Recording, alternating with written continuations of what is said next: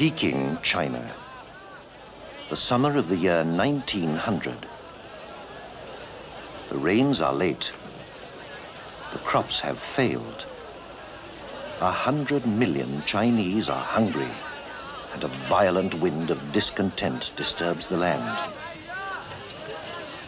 Within the foreign compound, 1,000 foreigners live and work, citizens of a dozen far-off nations.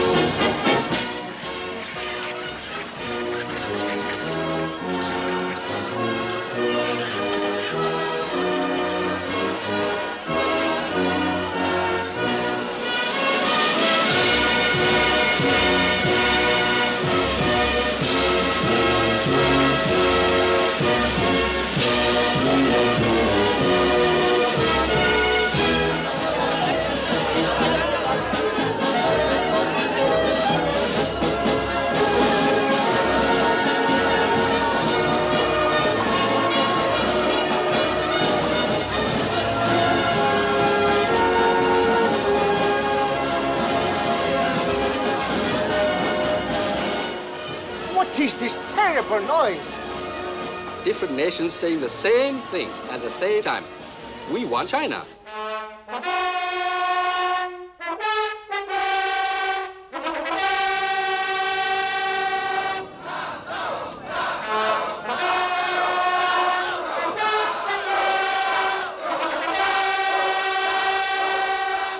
Separated from the foreign compound by only a wall and a gate is the Forbidden City. Here, in untouchable isolation, lives the Dowager Empress, last of the Manchus. Protected by an army of eunuchs, she holds court and consults with her ministers, mandarins, and generals. You will halt the execution. But I have orders from Prince Tuan. And now you have an order from me.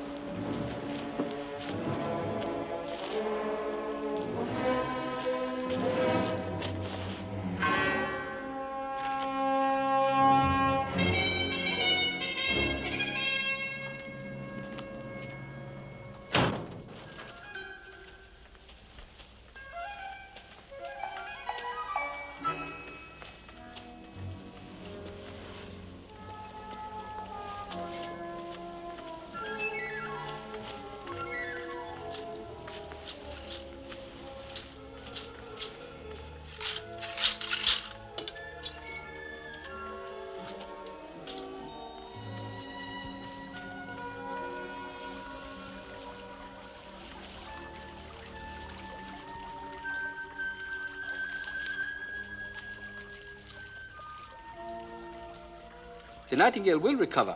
The arts of the court physician will prevail.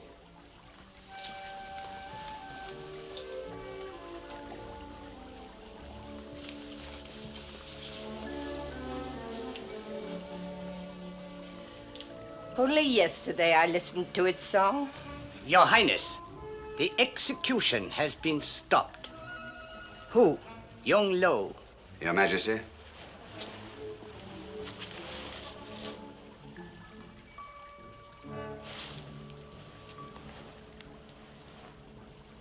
come to ask your displeasure, Divine One. Take my life instead of the Colonel's. We cannot spare you. It was I who gave the order to the troops to fire on the Boxers. They were burning Christian missions, killing foreigners. We have sad news. The Nightingale. It was your gift. Do you remember, young Lo? I have not forgotten.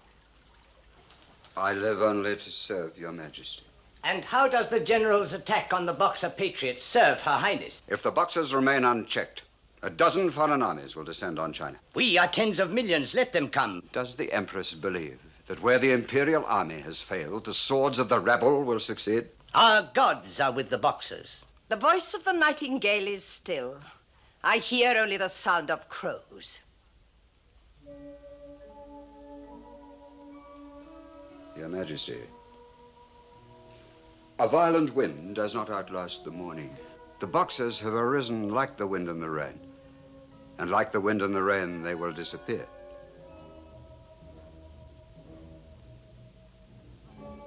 May the Boxers be guided by the will of the gods. About the Colonel, Your Majesty, let his end be a sign to the people and a warning to the foreigners. The Colonel's death is of no consequence.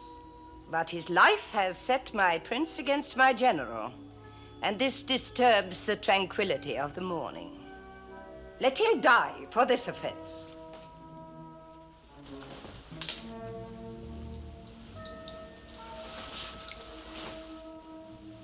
You are concerned, young Lo?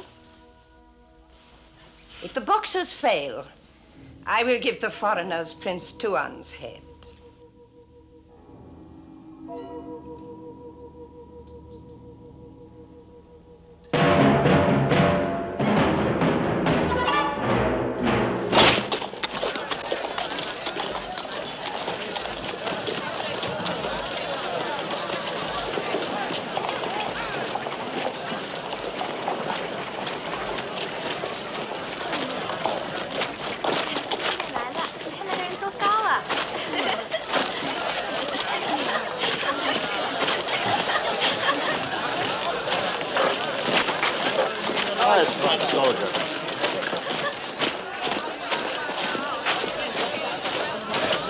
Hello there. You like me? All right, Marines. Eyes front. We're almost in Peking, the capital city of China. This is an ancient and highly cultured civilization. So don't get the idea you're any better than these people just because they can't speak English. A few words of Chinese will go a long way. Repeat after me. The word for yes is shit. Shit! The word for no is bullshit. Bullshit! Remember, it's just the same here as anywhere else in the world. Everything has a price. So pay your money and don't expect any free samples. Yes, sir!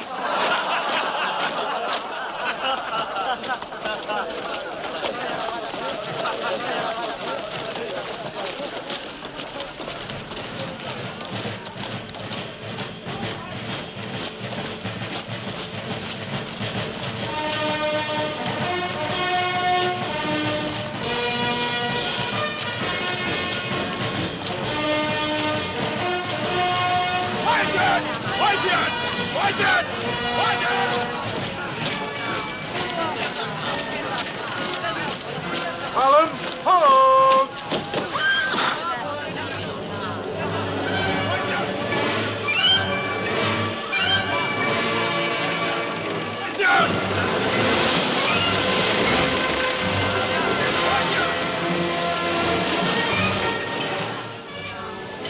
You gonna break that up, Major?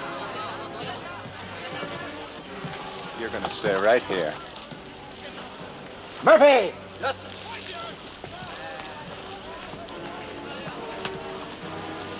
Order up!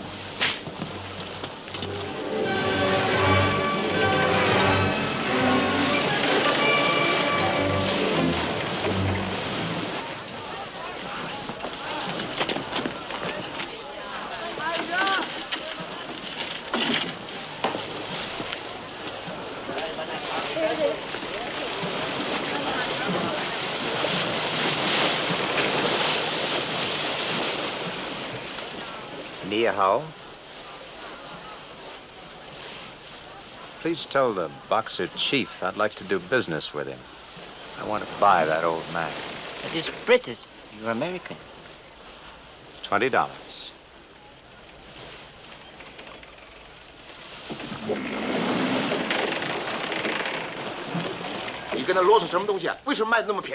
Chinjo! Tell him I'll only do business if the old man's alive. Nothing if he's dead. $40. All right.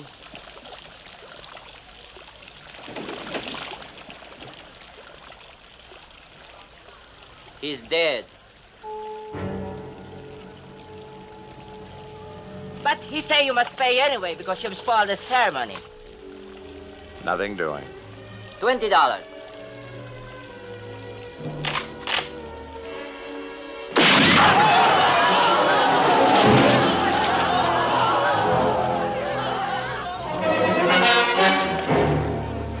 Tell your friend I'm still willing to do business.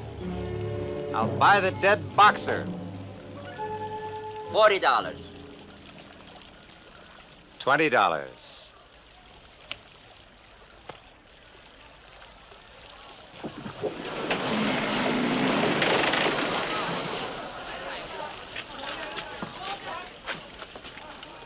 Did you fire that shot? Yes, sir. Nice shooting, Sergeant. Thank you, Major. That'll cost you $20 out of your pay. Pull in! Hooray, fling!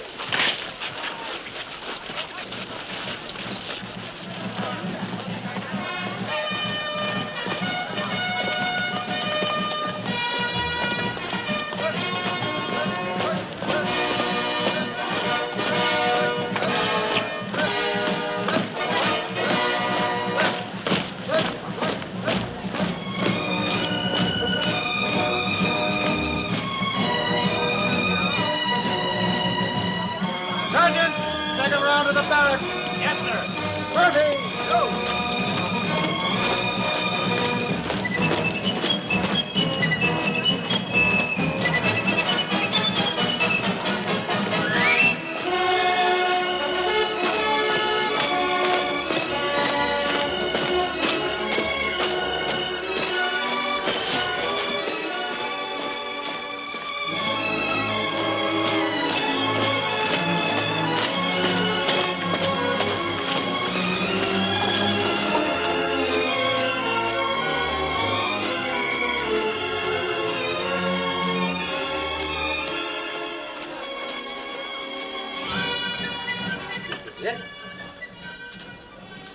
Tell the Baroness I'm still waiting. As you know, Your Excellency, I have already sent her a note. You're the owner of this hotel, Bergman. Tell her yourself. Voici votre clé, Monsieur le Comte.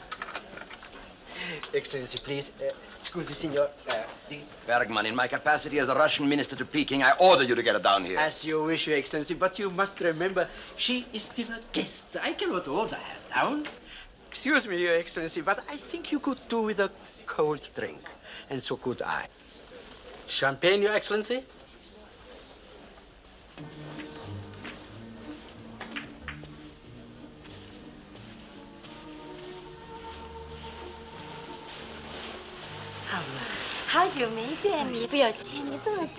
Natasha.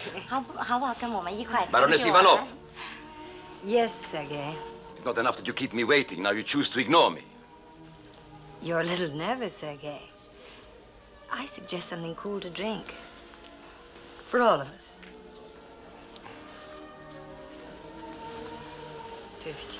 不要紧，我们走好啦，再见，再见。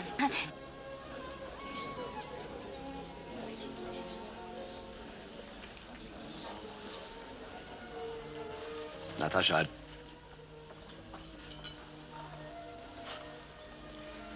I try not to talk about the necklace. But you are talking about it. I'm talking to you as the Russian imperial minister to Peking. Please, Sergei. Just speak to me as my brother-in-law. Natasha, I've told Mr. Bergman that your visa has been revoked. Consequently, you have no right to remain in this hotel, Peking, or for that matter, anywhere in China. You're legally non-existent. You frighten me, Sergei. Where will you go? To your Chinese friends? You must hate me, Sergei. You're wrong, Natasha. I do not hate you. Please leave. You're a fool. My conscience is clear. But you have lost everything. You will end up naked in the streets. Not entirely naked. I'll still have the necklace.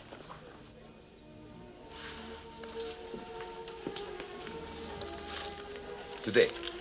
She must be out of here today. Yes, Your Excellency, I'll take care of it.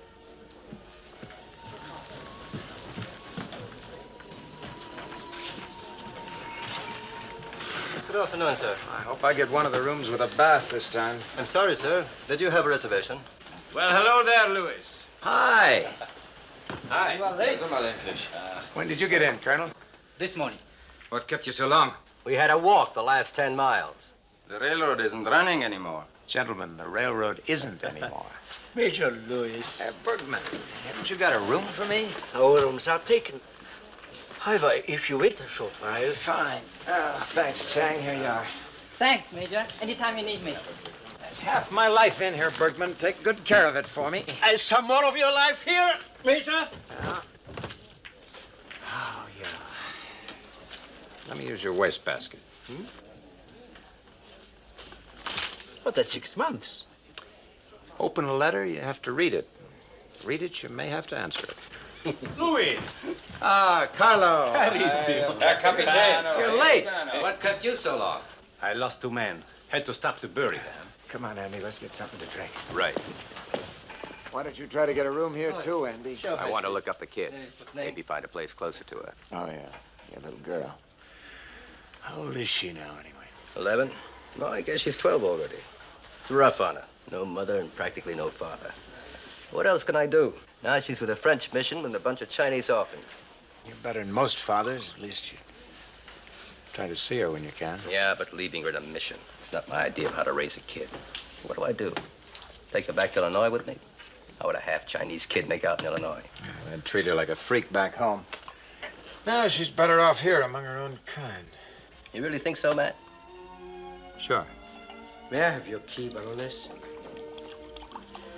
I must have a room for the American officer.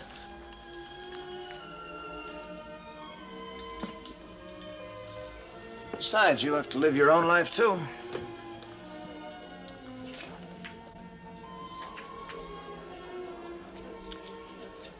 Excuse me, I just had an invitation.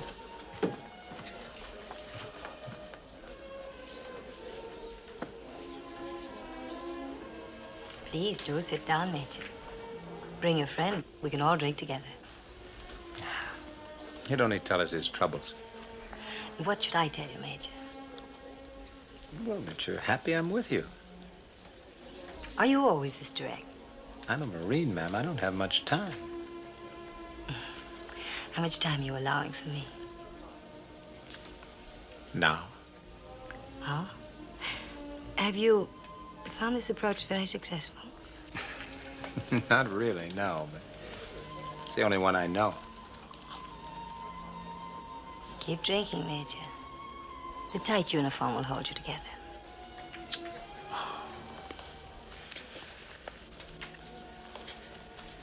Clever women make me nervous. Oh, no, please. Please don't go.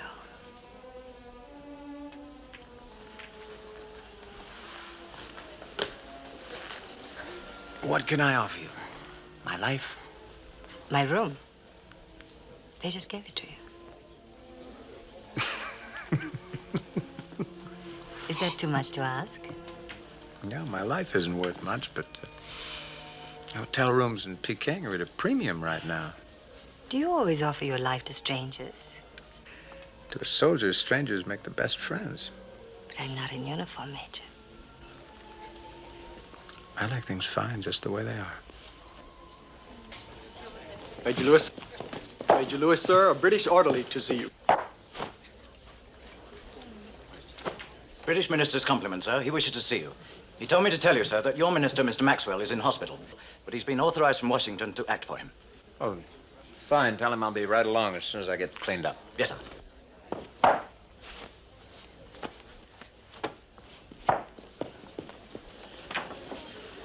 Here's your key, Major. Oh, thanks.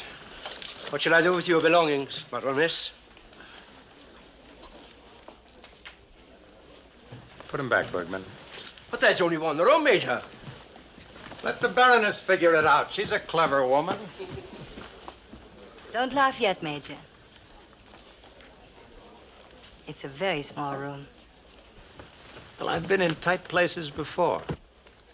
So have I, Major.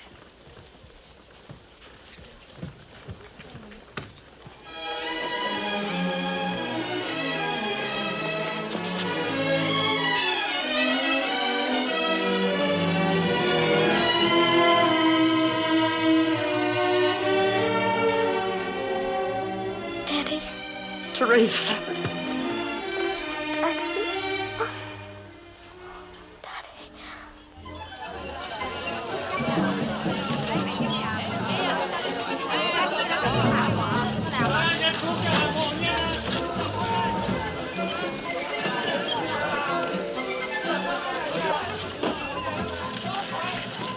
Hello, Britain. Good to see you again. Good day, sir.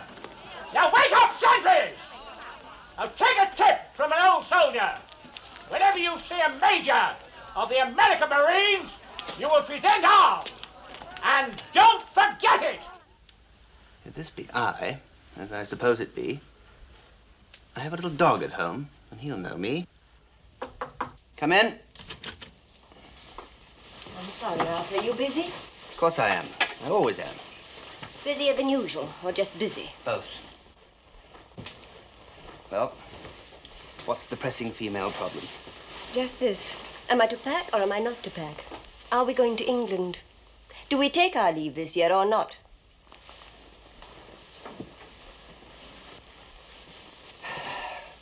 I don't know. You don't know. So why don't you just pack, and then if we don't go, all you have to do is to unpack. If the men had to do the packing and the unpacking, the world would be a very different place. If I had my way, What? you and I would have long since packed and been miles away from here. You and I. That's a comforting thought. Thank you, darling. Is it all going to go up in flames, Arthur? Not if I can help it. What do you mean? Let me try and put it in a nutshell.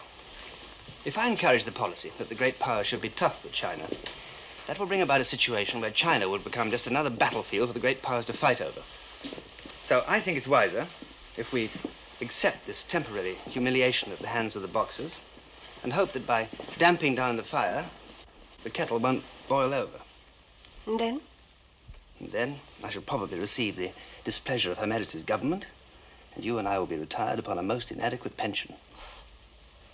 Do you remember what Napoleon said about China? I never forget it. Let China sleep, for when she wakes, the world will tremble. He did say an awful lot, didn't he? Come in.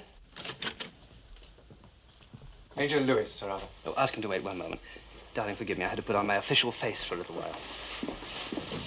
You haven't forgotten our soiree tonight. 2 dozen bottles of champagne already on the ice. Anything else the Tsar will require? The first waltz, if you can spare it. I'll think about it.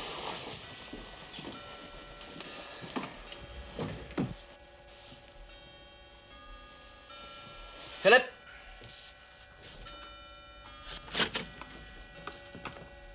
Major Lewis, Sir Arthur.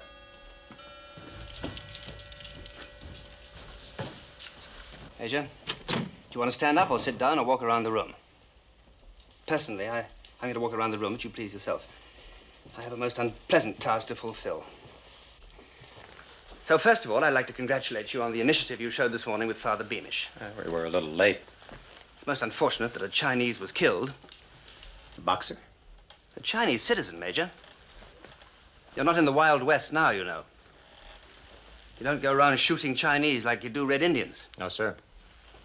And secondly, I want to warn you that any repetition of your irresponsible behavior could very easily involve the last remaining members of the human race in a conflagration of considerable proportions. I understand. And lastly, since your own minister is suffering from what might turn out to be a diplomatic illness, it is I who have to tell you that your presence in this city is no longer required. No longer required by whom? Major, I am just relaying a message from your own legation. Personally, I'd be delighted if you stayed. Yes, sir. Look, I suppose you know all hell's going to break loose here. If all hell is going to break loose, it will not be because we have provoked it. So we'll all just walk softly and hope for the best. Even if we walk on our knees, we can't stop this. I have just marched 70 miles from Tenzin. There are Boxers everywhere. They're killing every white man, especially missionaries, and every Chinese Christian they can find. And the Imperial Army isn't lifting a finger to stop them. The Boxer bandits have been with us for years, Major. It could be that you're unnecessarily alarmed. Well, the next time I see some bandits murdering an English priest, I'll try not to be alarmed. I've been a soldier myself, Major. I understand exactly how you feel. But as a diplomat, I have to try and look at the larger picture. I wouldn't know about the large picture. I just do a job patrolling the rice paddies out in the back country. But I know this much. If the Boxers get as far as Peking, you're going to wish there were more soldiers in these compounds and less women and children. Well, now we both had our say.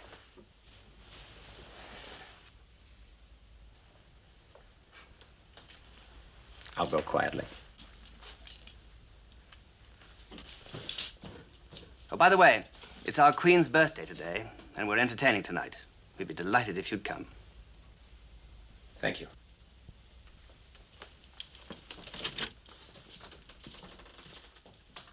I won't leave Ming behind. I'll pack him in my case. Don't be silly, Tommy. He'd suffocate. What's that? He wouldn't be able to breathe. It's only for 5 weeks. Come on. Let's go and see Father. May we speak to you, Father? It's very important. There are no secret negotiations in progress at the moment. What's the problem? Mother says we can't take Ming back to England with us. I won't leave my dog. He's my dog. Who feeds him? Who taught him to sit up? He's mine. I tell you what, we'll cut him exactly in two, and you'll each get half. Oh, Father, don't play King Solomon. I tried.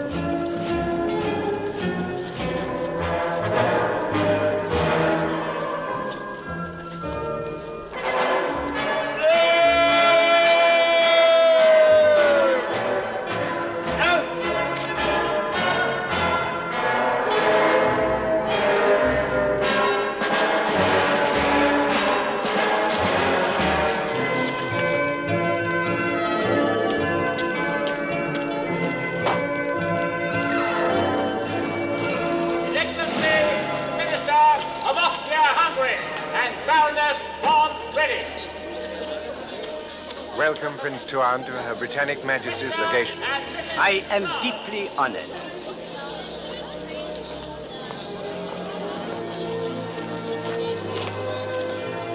His Imperial Highness, Prince Tuan.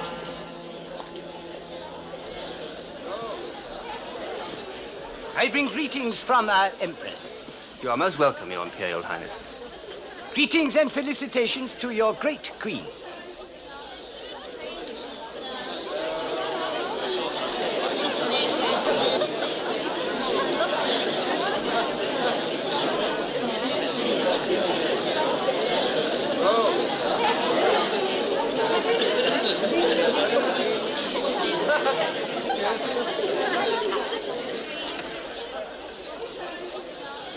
May the Lion of China and the Lion of Great Britain live in peace forever. Our Queen is most touched by the thoughtfulness and the generosity of your illustrious Empress. Your Imperial Highness,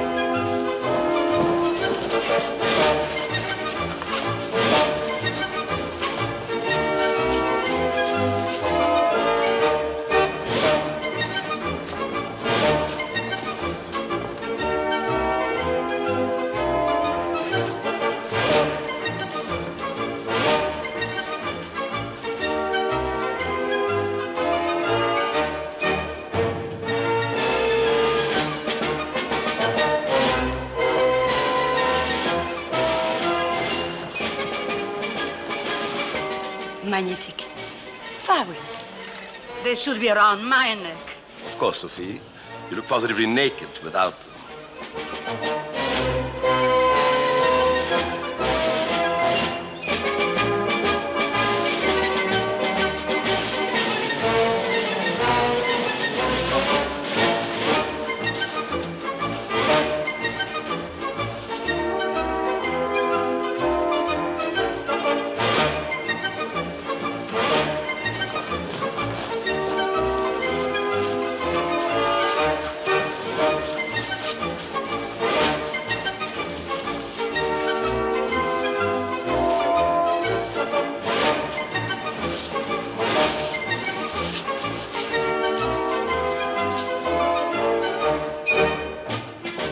Shall we hook on to the end of the line, Baroness? Oh, no. No, not yet.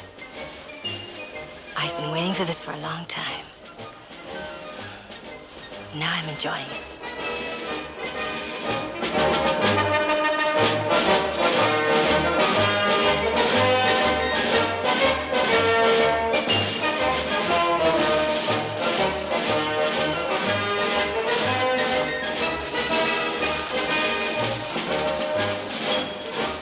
Natasha, you blind us with your glitter. Would you recognize me without them, Sonia? Major Lewis, I understand you're going to Tianjin tomorrow. That's right, Your Excellency. There is a Russian woman here who has no transit visa and wishes to leave Peking. Anyone we know, Sergei? Naturally, it would be in her interest to get to know you. It might be the only chance to reach Tianjin. It might be. If you disregard this, I assure you the Russian government will remember this conversation.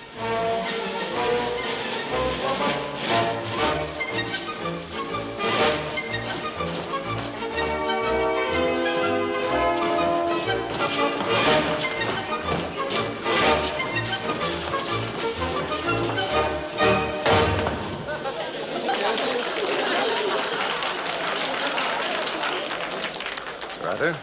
Good evening, Major. Lady Robertson? I've been wanting to thank you personally, Major Lewis, for trying to help poor Father Beamish. You know the Baroness? Yes, of course. It's been a long time, hasn't it? I know that my husband has already thanked you. Yes, I have already expressed my gratitude. Sir, may I present the Baroness Ivanov and Major Lewis? Your Highness? You must be the American who had the unfortunate encounter with the boxers this morning.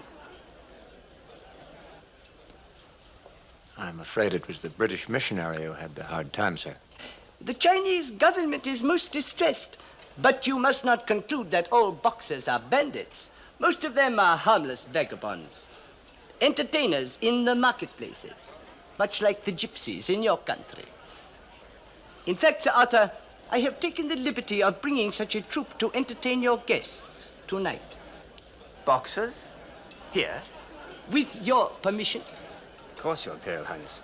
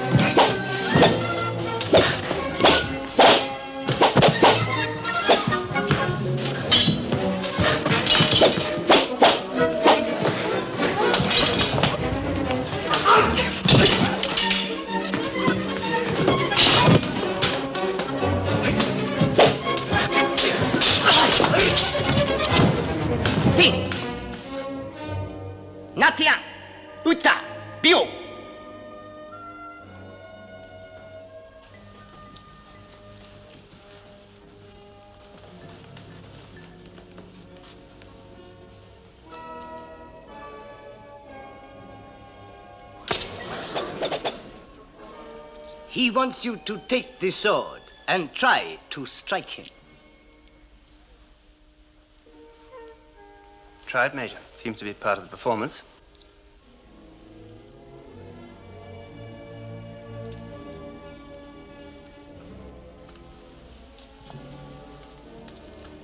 If I kill a boxer, Sir Arthur, does that create a diplomatic incident? There is no danger.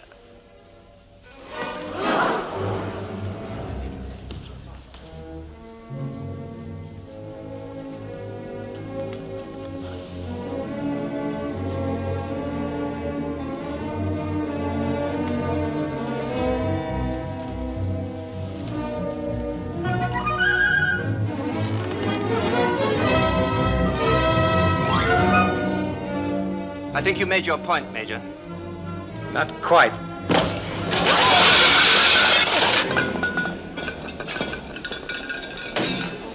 Bravo!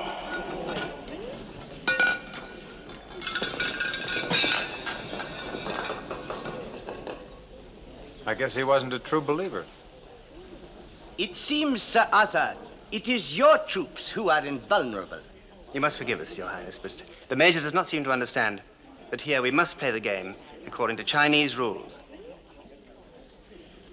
I apologize, Sir Arthur, but I don't think His Highness came here tonight to play games. Good night.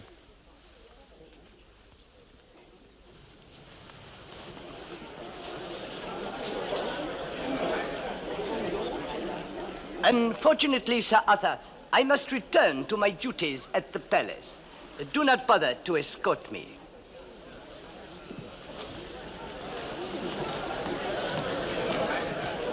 Ladies and gentlemen, the next dance will be a waltz.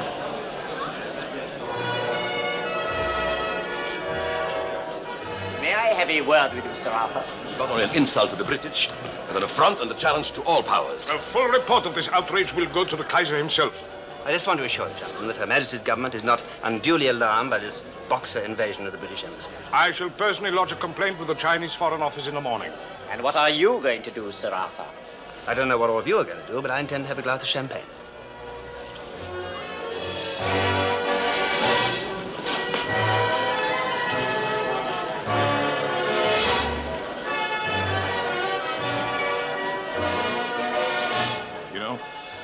I admire Sir Arthur. He always gives me the feeling that God must be an Englishman.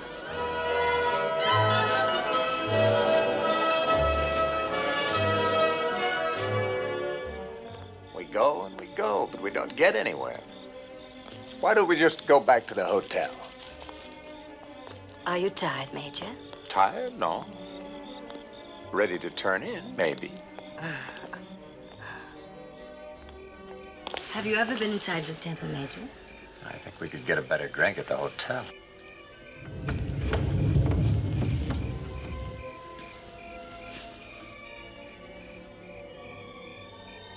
Very interesting. Can we go now? But we haven't had our dance yet, Major. Shall we?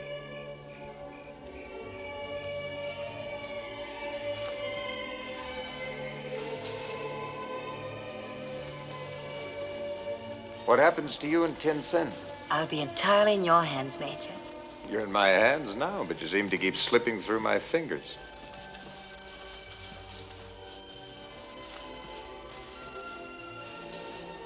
You know, I think I'll get you to take me to San Francisco with you. Oh? Why to San Francisco? Well, isn't that the place where they found all the gold?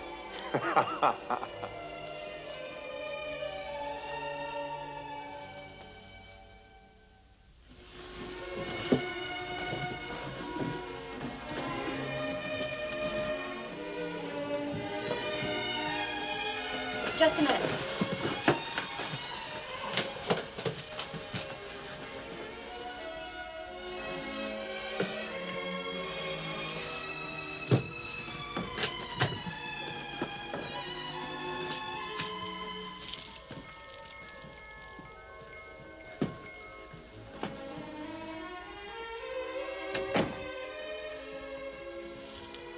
What's a trinket like that worth, anyway? A lot of money.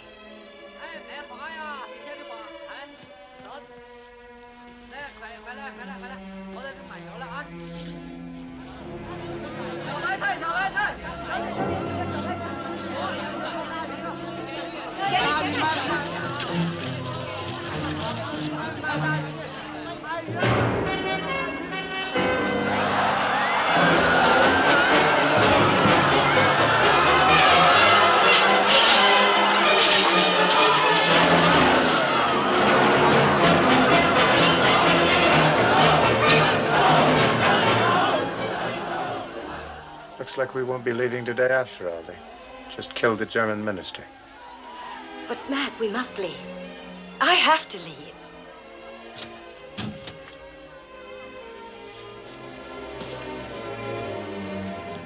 You have to wait. Your sword, Sir Arthur.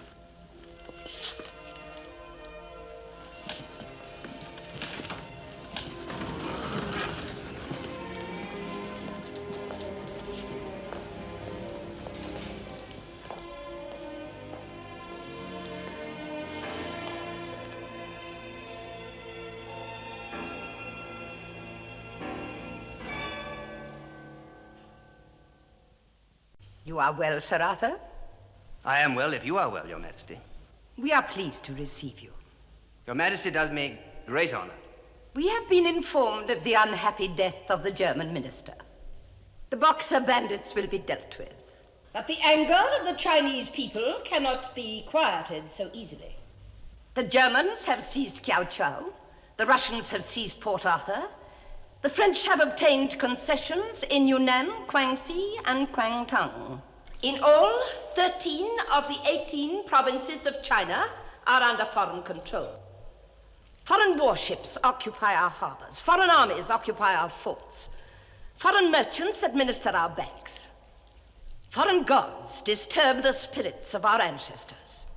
Is it surprising that our people are aroused? Your Majesty will permit me to observe that the violence of the Boxers will not redress the grievances of China. China is a prostrate cow. The powers are no longer content to milk her. Now they are butchering her for her meat. If China is a cow, Your Majesty, she is indeed a marvelous animal that not only gives meat as well as milk, but at the same time grows stronger. She's learning new arts of peace from the West. But China's greatest virtue is her patience. And if she will exercise that now, she will achieve everything. And if not? If not, if the counsels of violence and impatience prevail, then the blood of millions will be shed and the agony will be prolonged. Will you please go to the window, Sir Arthur?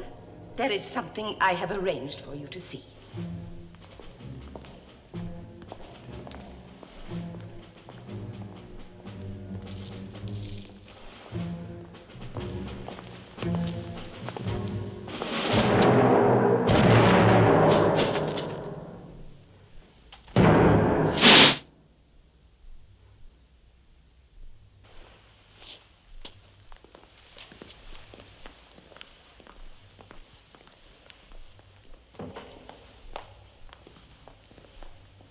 I hope you will inform your government that Chinese justice is swift and thorough. Those men are the ones who murdered Baron von Meck this morning. Where lies the guilt? With the one who wields the sword or the one who gives the command? You know who gave the command? With Your Majesty's permission, I would like to present an eyewitness. By all means, Sir Arthur.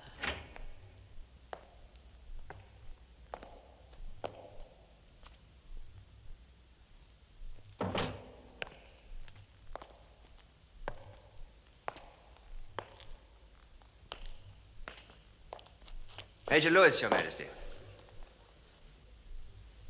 Evidently, Major, you are in possession of secret information about the Boxer leadership. It's not much of a secret, Your Highness.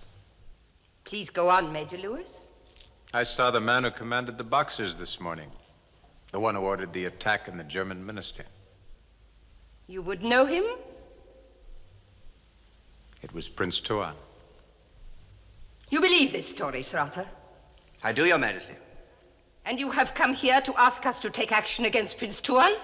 I have come here with the truth. The truth that is already known to the German government and to all the other powers.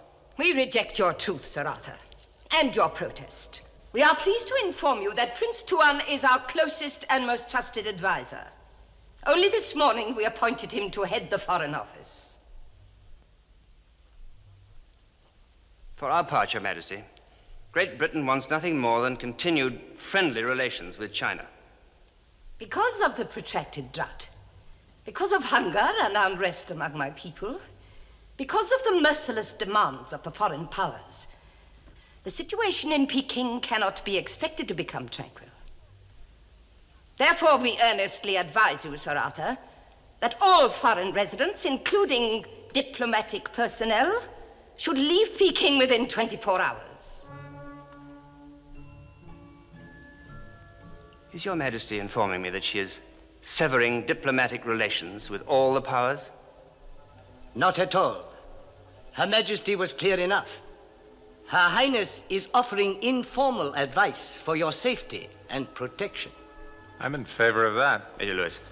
If she can't control the Boxers, we'd better get out before we're wiped out. Prince Tuan, you will be responsible to see that these gentlemen are escorted safely to their legations. We might do better on our own.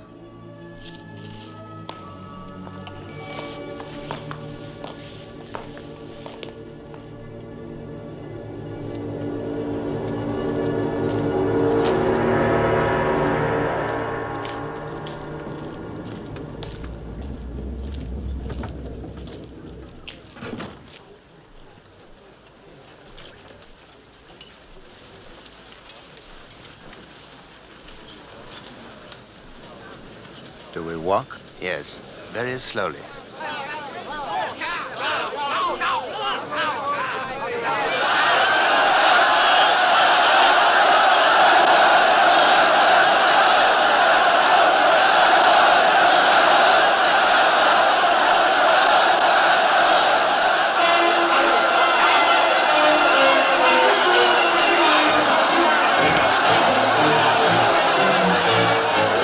Keep walking.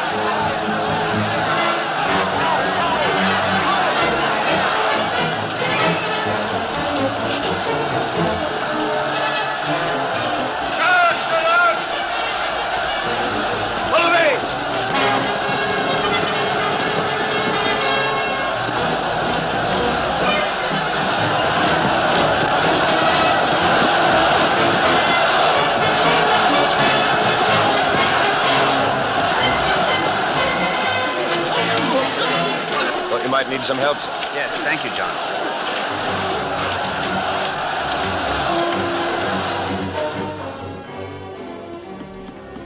Bill, count the votes.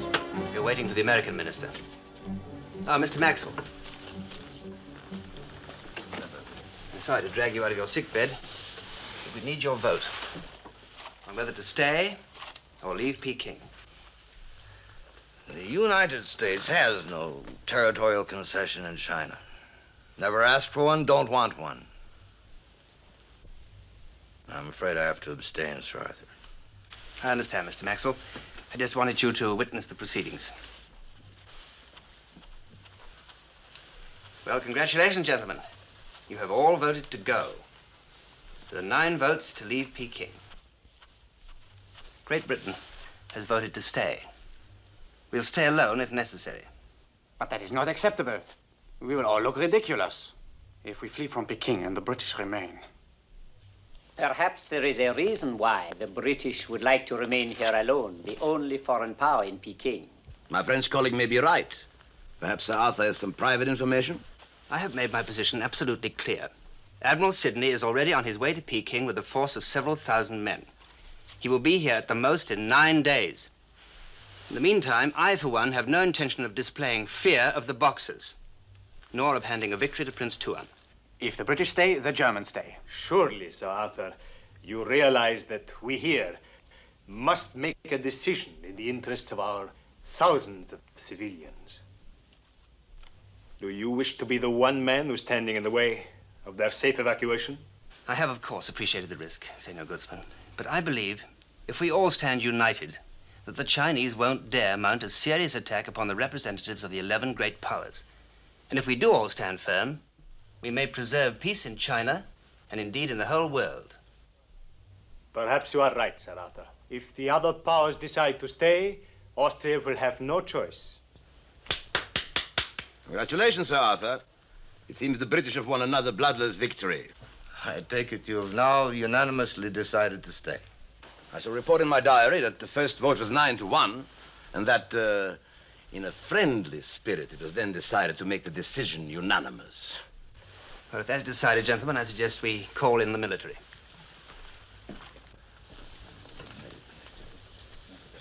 This way, please, gentlemen.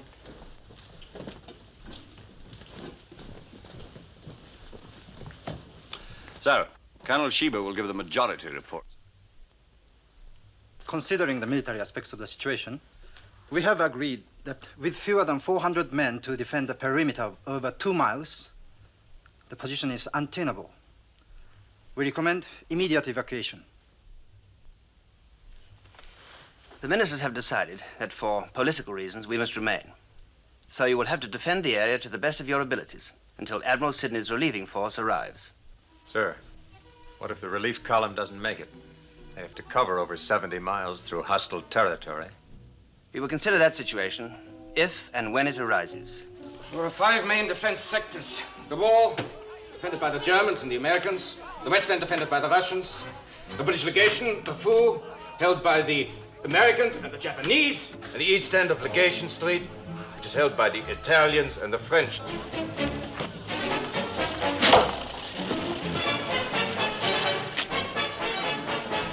Boxers?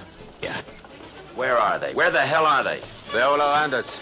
Don't be nervous. It's their purpose. Once the shooting starts, you will see them. Every one of them will be outside that wall. Who's nervous? No. No, you can't have them. Sarah, we agreed. We need the books for the barricades. I thought you'd be the first to understand. Not the complete set of the Napoleonic Wars. Mother just sent them to you for your birthday. I have a confession to make. French history bores me. Ici, ici. English history. Bah. Fermez les grilles.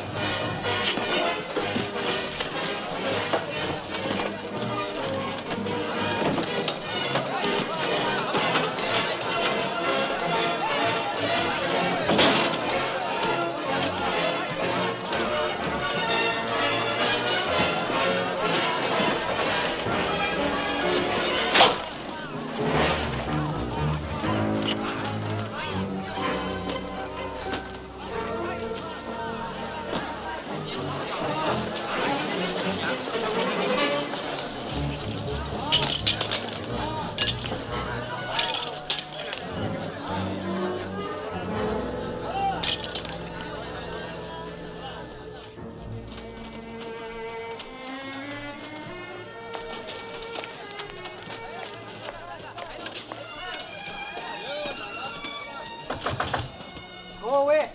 The shop is closed. It's Baroness Ivanov. I thought all doors in Peking had been closed to me. That I'd lost faith in the Chinese streets. Our Empress has those same fears, Baroness. Boxers.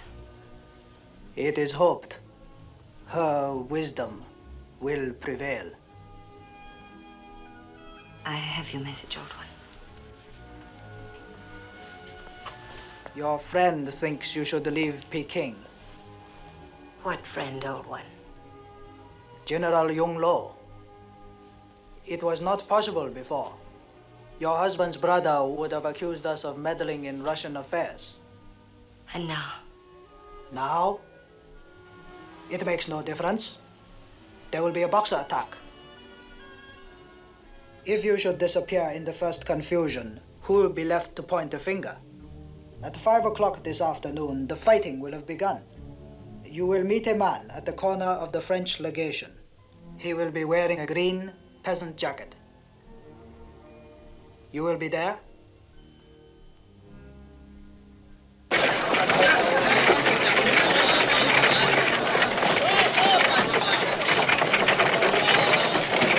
Murphy, go up in the ramp and find out how they're coming. Yes, sir. Well, it's all what we've got. Sergeant! Make those men get their backs into it.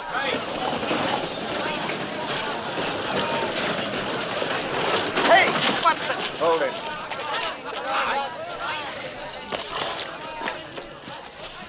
Where do you think you're going? I'm getting out of Peking.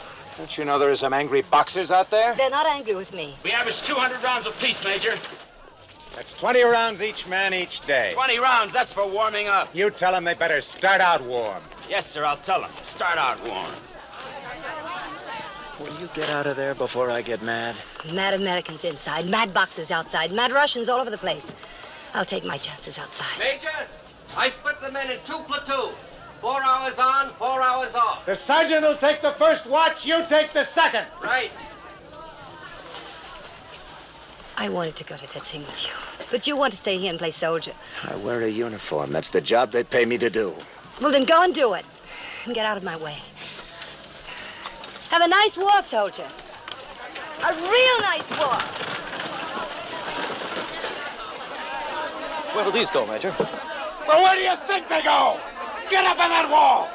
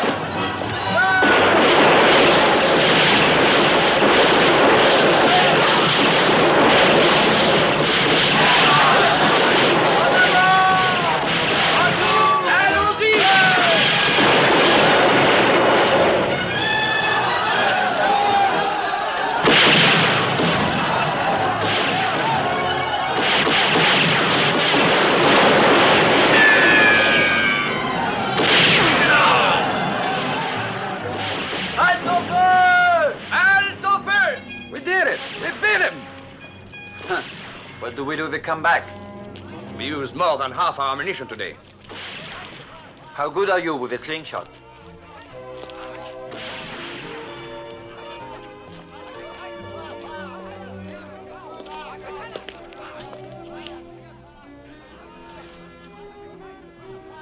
Friend of yours, Baroness?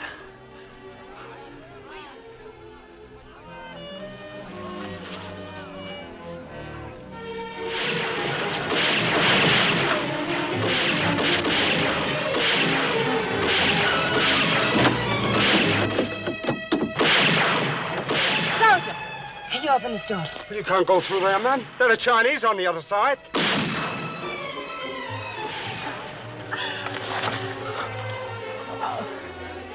That was a bit of bad luck.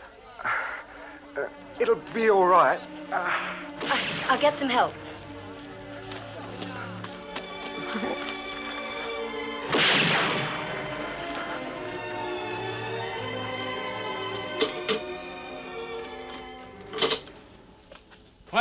What do you make of her, Major? Well, Father, this is quite a weapon. What would you call it?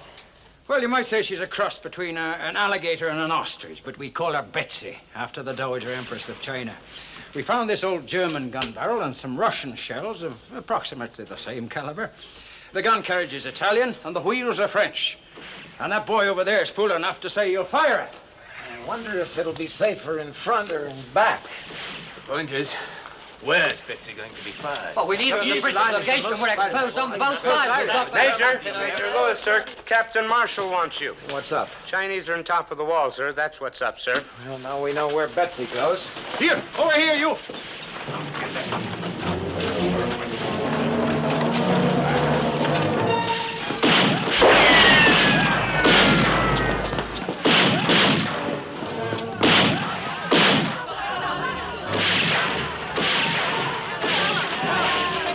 Come on, Andy, run!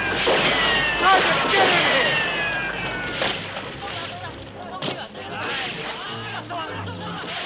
Take cover, damn it! All right, what happened? We tried. There are just too many of them. They keep right on coming. Major Lewis.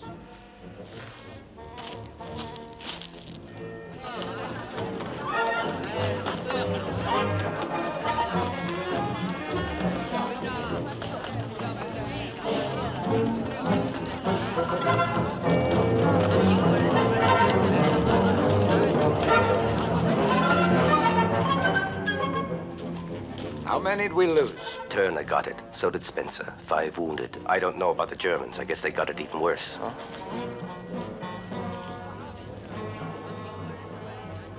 I don't know why they don't rush us right now. We wouldn't stand a chance here. Maybe they think we've got millions of men and tons of ammunition. Well, come morning, they'll think different.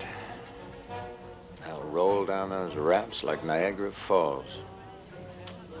We gotta get them off this wall. We can't.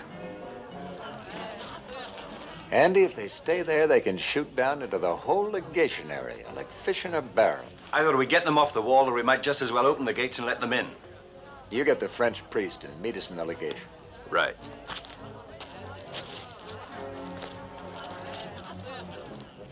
I don't think they're gonna start anything up here till morning, Sergeant. And you better hope they don't.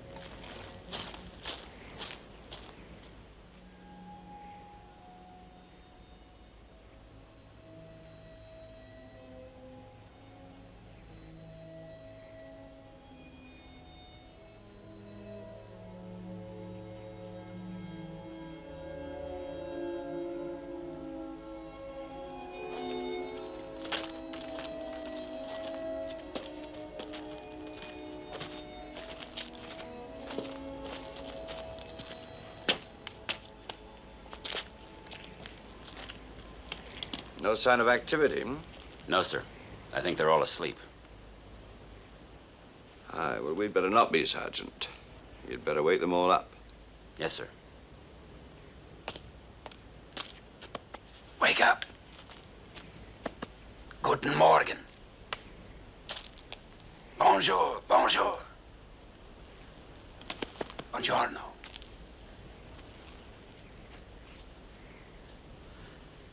Good morning. Good morning. Here they go!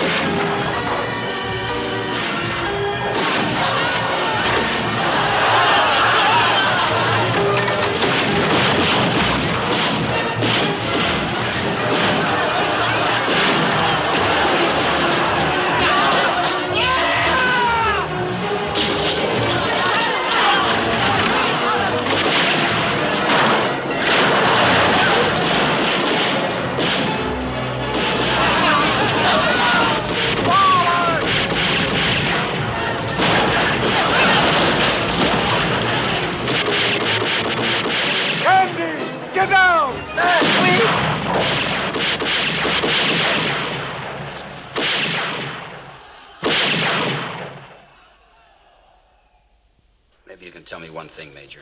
What are we doing here? Why didn't we get out when we could? I don't know, Harry. I really don't know.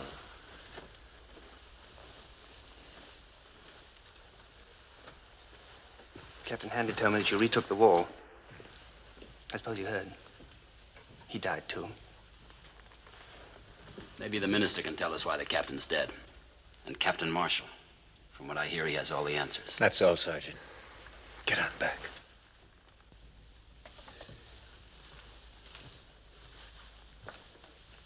He's a good soldier when he knows what he's fighting for. It's easier when it's something you can see. A wall, a hill, a river. But how can you explain to them when it's for a principle? You can't. Not here in China. It's too far from home. I know.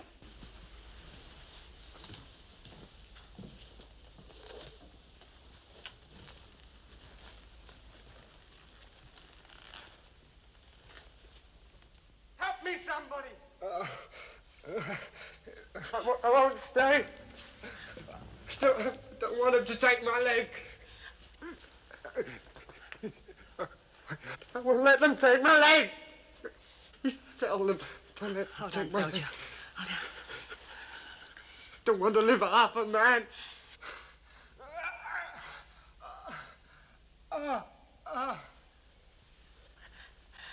He's only fainted.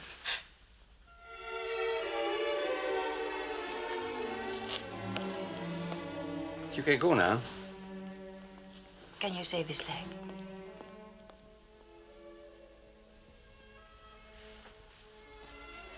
May I stay here with him? Your dress is a breeding ground for germs. Well, what are you waiting for? Get rid of it and put on a uniform. Thank you, Doctor.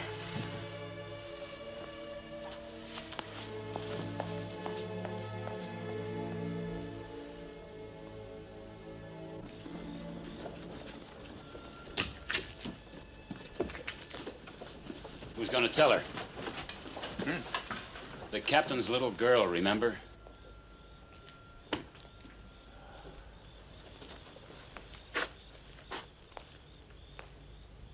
It's pretty late now. I guess we can tell her in the morning. She might hear about it from somebody else. That wouldn't be right. No, I guess not.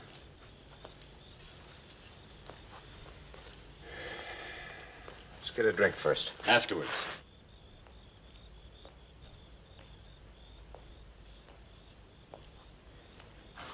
You coming? I gotta get back on the wall. Wait a minute.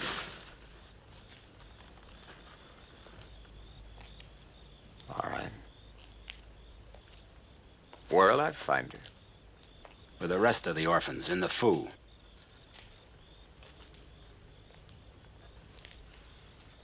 What do I tell her? Like she was your own, I guess. Tell her like you'd like someone to tell your own kid.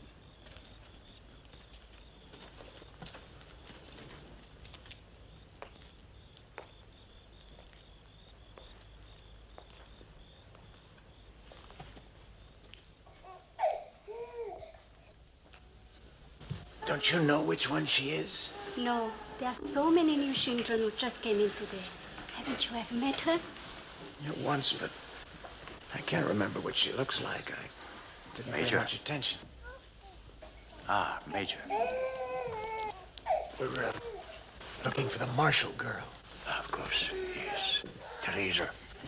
I heard. I guess she must be sleeping.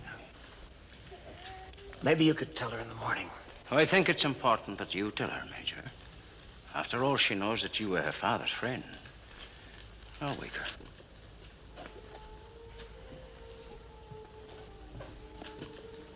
Ah, here she is. Here's someone to see you. A friend of your father's. Teresa,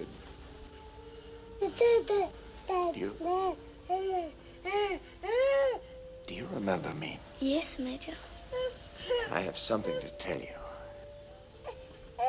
Now, why don't the two of you stay here and talk?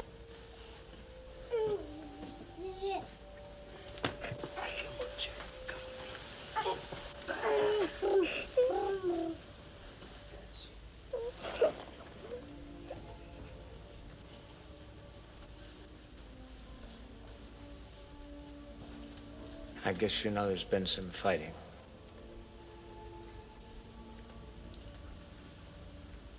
Well, as I said, there's something I have to tell you. Is it about my father? Yes.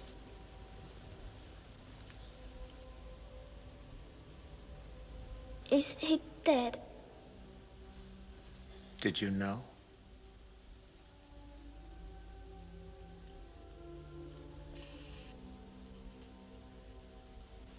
Well, you knew he was a soldier. It could have happened any time.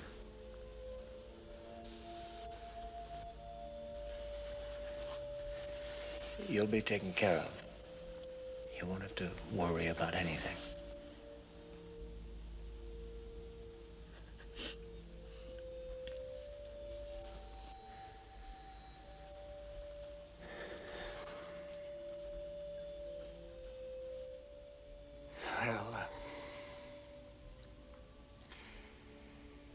I guess you'll be all right now, huh? Won't I be going home then? Home?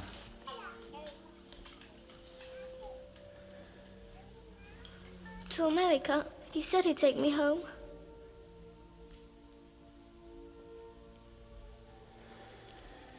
He did.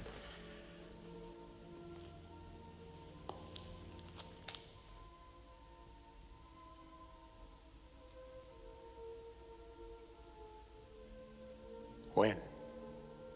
Every time. And just today again.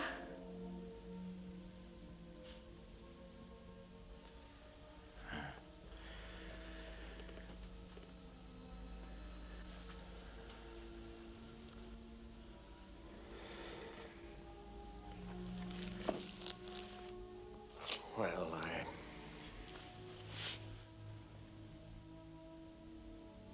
I don't think you'd like it there.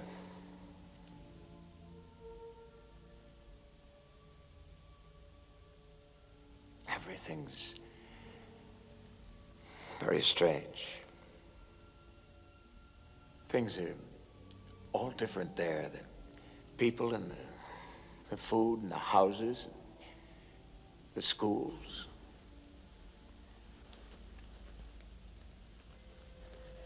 Anyway, if you want, we can talk about it some more. In a few days when things quiet down. Hmm?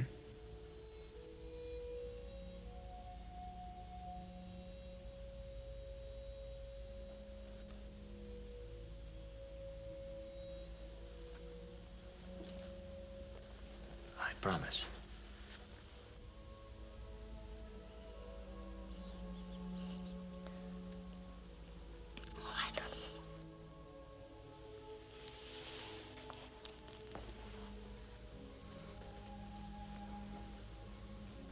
All right.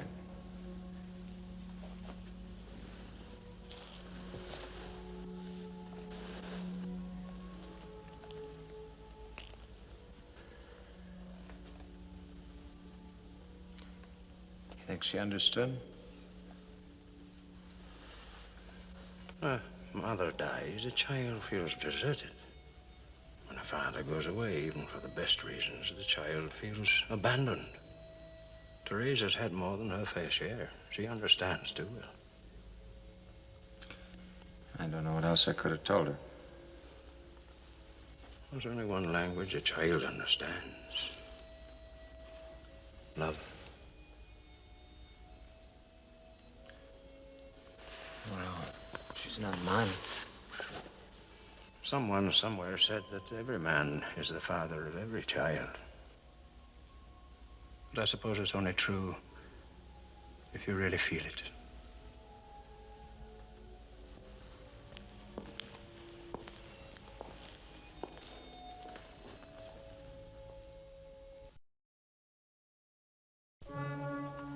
The British Admiral and his forces are trapped between Langfang and Amping. The Boxers do not climb a tree to look for a fish. They have done their work well. The railway is destroyed before him and to his rear. He can neither proceed nor retreat. You see, General, the Boxers are not as useless as you believe.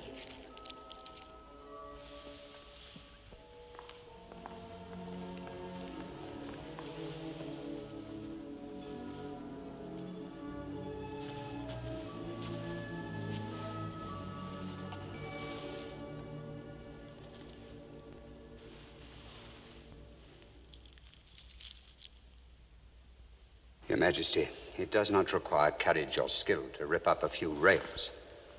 The Boxers flee from the foreign devils. If Admiral Sidney be denied the use of the railway, he will now march on Peking. I expect him here within the week.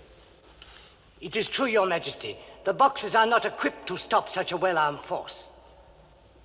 Only General Young Lo's Imperial troops can do that. The Imperial troops have no part in this foolish uprising. The Imperial troops will do as Her Majesty commands. Who is there who can make muddy water clear? Your Majesty, first we were told that the Boxers would destroy all the foreigners in Peking within 2 days. Next, we were assured that no foreign army would ever even approach the city. If we commit the Imperial armies against Admiral Sidney, we shall be declaring war on all the powers. Our armies, for all their courage and devotion, could not possibly win such a war. The Boxers have created an opportunity for a great Chinese victory. If our troops destroy the foreign forces, it will prove to all the world that China is no longer helpless. It will be the beginning of freedom. Each of you speaks with the voice of a patriot. Prince Tuan counsels a reckless adventure. General Young Lo counsels prudence and patience. Prudence and patience for what? China's condition can be no worse than it is. Even if we should start a war and lose it, what more can the powers take from us? General Young Lo, you will personally command our troops and turn back the foreign armies.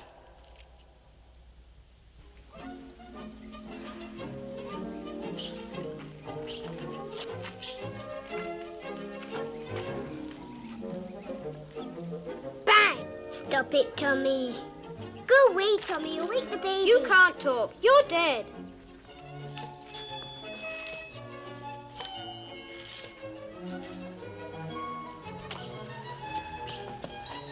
Bang, bang, bang. You're not to play at that end. Bang, bang. Tommy. Bang, bang.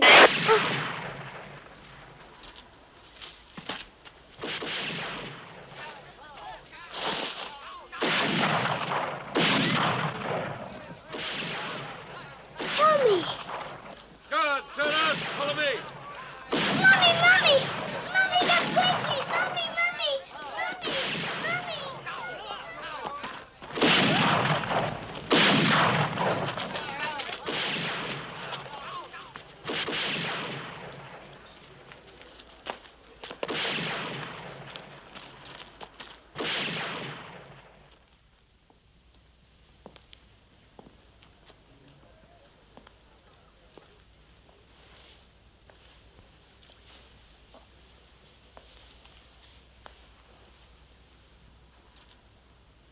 If he dies, he won't ever have been home. Funny how he used to talk about home. As if he remembered how it was. How he fed the ducks at St. James's Park. Hard. He must have picked it up from me. You never talked to him about home, did you, Arthur? Yes, I did, sometimes. No, I have the strangest feeling. I can't get it out of my mind. What? What is it? Do you think that if a child dies in a foreign place without ever having been home, that his soul doesn't rest? I think it goes into limbo.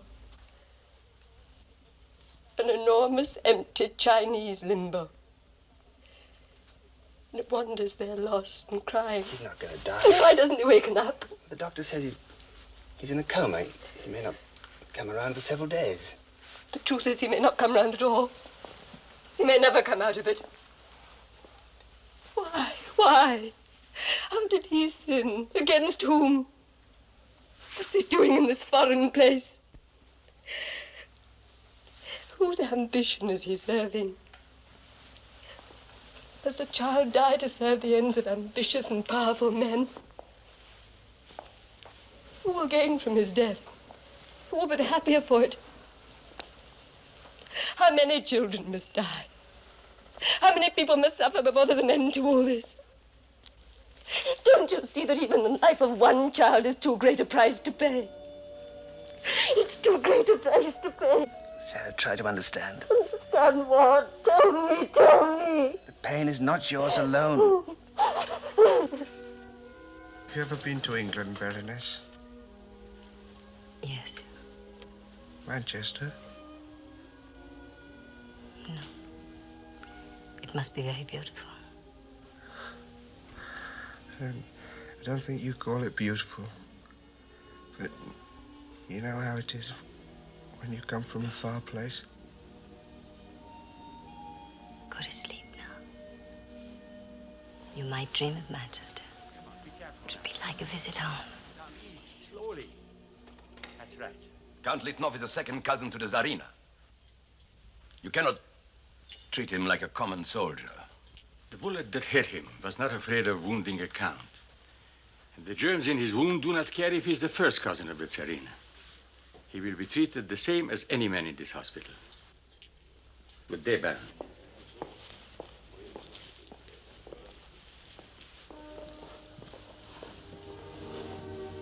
I understand you're here early and late. A true angel of mercy.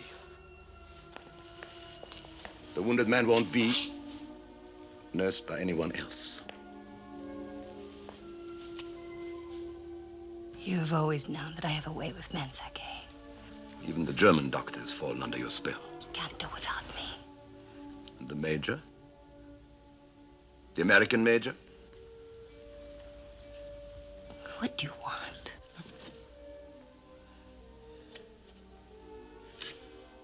I would like to be present when he finds out what you are. You'll be present. You'll be the one who tells him. You're just waiting for the right moment.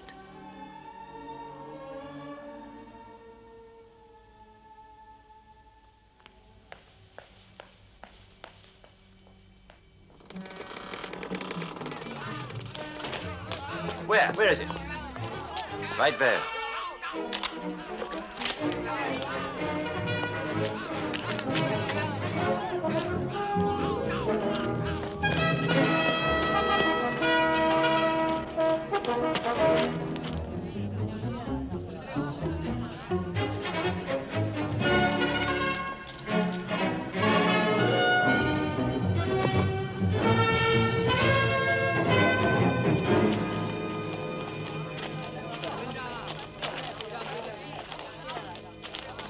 Open it up. Ouvrez la porte. There you are, Sir Arthur. I've got a message for you from Admiral Sidney. It's good to see you, Reverend Michelson. Oh, dear, dear. Now, where have I put it? Hope I didn't lose it. Where did you see Admiral Sidney? One thing at a time, sir. Here it is.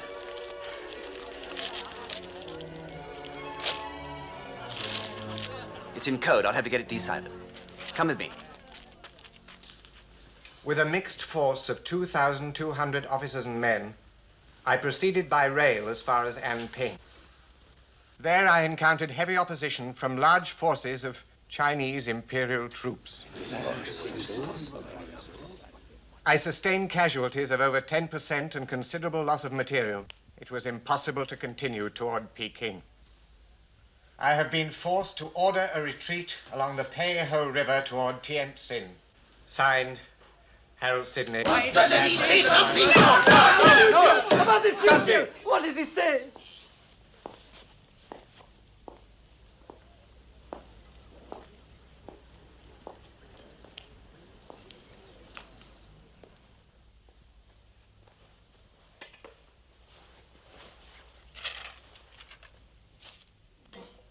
We missed you at dinner. I thought you should have something to eat. Thanks, Sarah. Do you want some more light? No, thanks. Why are we here, Sarah? You asked me that once. Why did we stay when we could have gone? I'm sorry, Arthur. I'd no right to put it that way. Well, there comes a time when it's good to ask questions. I've been lying here for hours, asking myself many. What questions? Question, who am I? Question, what have I accomplished in 20 years in the Foreign Service? Question, am I a successful diplomat or a misfit, suitable only for a backwater like Peking? Question, am I an honest man who tried to avert war in China? Or am I an ambitious one who sought to further his own career? Question, am I a fool who took an impossible gamble?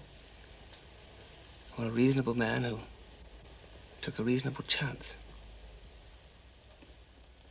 And what sort of father and husband am I to risk everything that I love?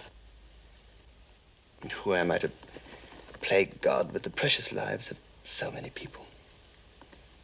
I've been with you, Arthur, as long as you've been with the Foreign Service. I know something about those 20 years. And something about you. I know that only an honest man would ask such questions.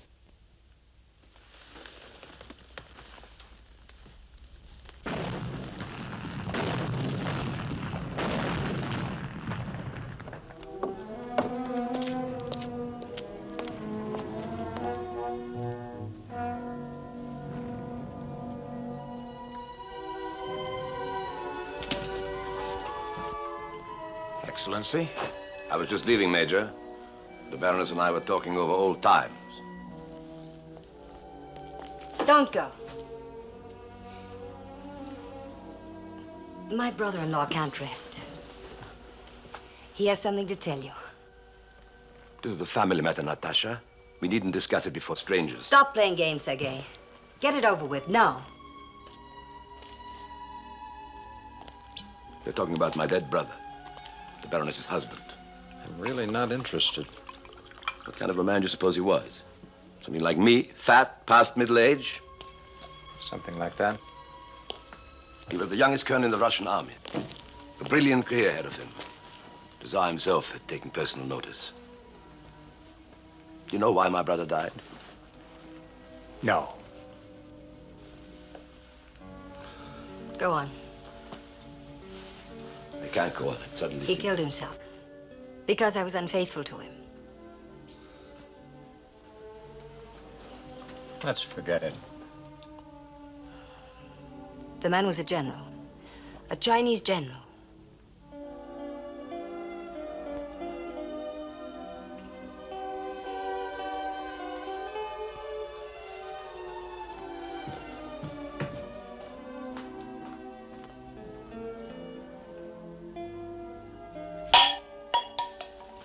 Can't you imagine yourself in love with a Chinese girl? That's not the same, is it?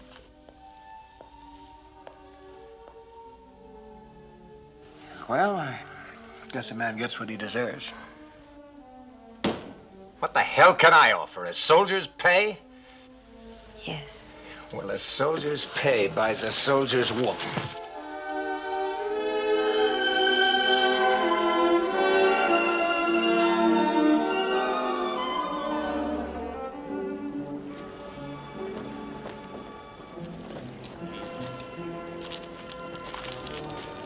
An urgent message from Her Imperial Highness.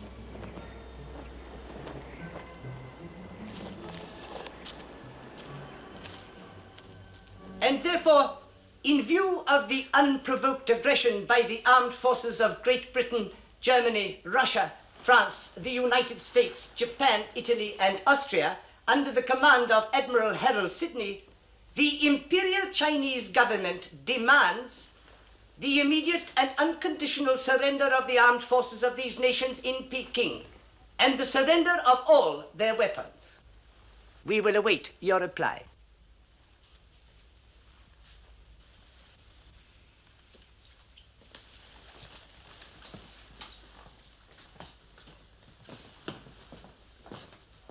I believe, Sir Arthur, I can say without fear of contradiction that you are the architect of our dilemma. What do you propose now? I think, gentlemen, you should know the military facts. We have had almost 100 casualties, about 25% of our forces. Our ammunition is more than half gone. The food situation is bad. Medical supplies are non-existent. And by any reasonable estimate, it will take 4 or 5 weeks to assemble a sufficient force on the coast to fight through to Pekin. What is your answer to that? We're all very well aware of our own weakness. I have been giving some thought to the weakness of the Chinese. It's quite clear that Prince Tuan persuaded the Empress to commit the imperial troops in the hopes of a quick and easy victory. It's also clear that he allowed Reverend Michelson through the lines with Admiral Sidney's letter in the hopes that we would promptly collapse. This ultimatum means that he has promised the Empress our immediate surrender. Now, if instead of collapsing, we show unexpected strength, and not only hold out, but attack at the very moment when they least expect it, we might destroy Tuan's influence with the Empress and force her to face reality. Our British colleague is a man of faith. He believes if we blow our trumpets, it may cause the walls of the imperial city to collapse, like the walls of Jericho. How many trumpets do we have, Major? I don't know, Baron, but I think maybe Sir Arthur has a good idea about the Empress. About the Empress, I hope you did not misunderstand. Any attempt on her life would be a disaster. I wouldn't even know how to go about getting at her. I do not want her killed. You don't want? Her death would mean chaos. We'd have no one with whom we could negotiate. We'd be fighting here in China for 20 years. Do you have a better idea? I give you my word, Major. We'll only increase the frenzy of the Chinese and enlarge the war. All right, you fight the wars. Just let us fight the battles, will you? Come on, Colonel. What do you think, Colonel? Yes, I'm thinking. If you're thinking what I think you're thinking, and then I'm afraid I must agree with Sir Arthur.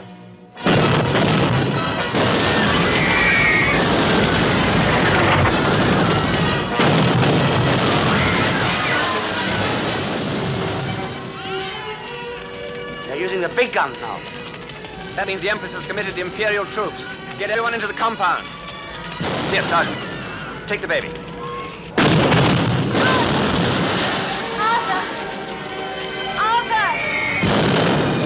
Tommy's all right. He's all right. He just woke up. He spoke to me. He's going to live. He's going to live. Live?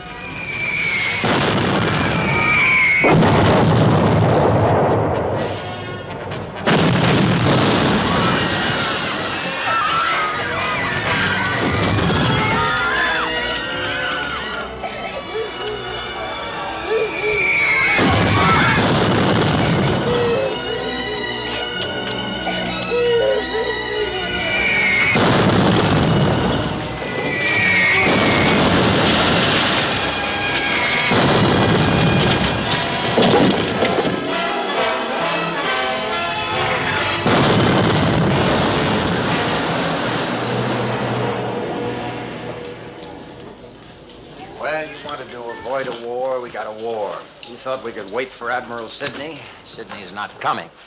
Now you think we should attack. Attack who? The whole Imperial Army? And attack with what? 115 rusty guns? I just got word that Tuan is preparing an enormous victory celebration for the Empress in the Imperial courtyard for tonight. I suppose we're all invited. I still say that we should do something instead of surrendering.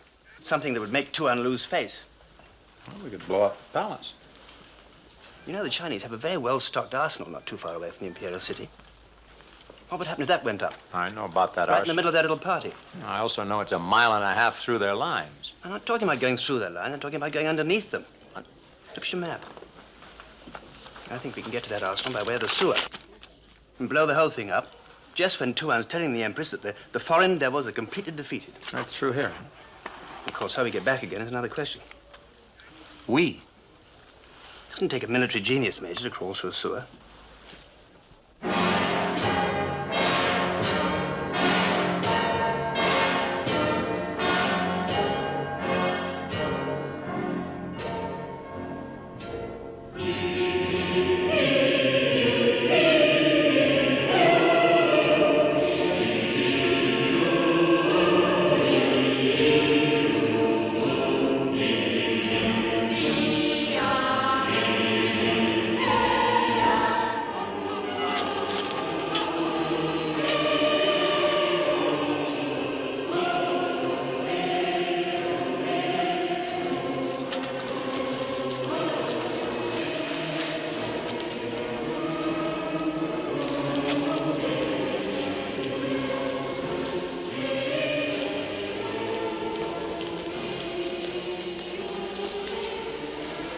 Come on.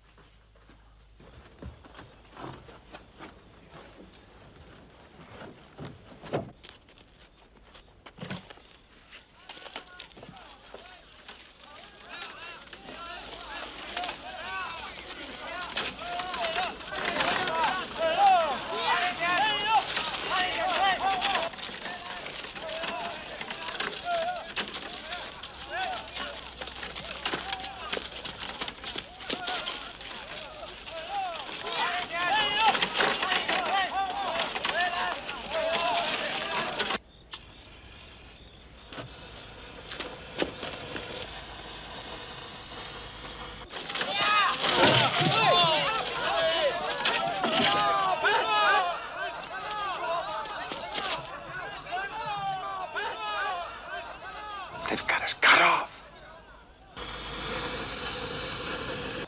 If that goes off now, we'll be blown sky high.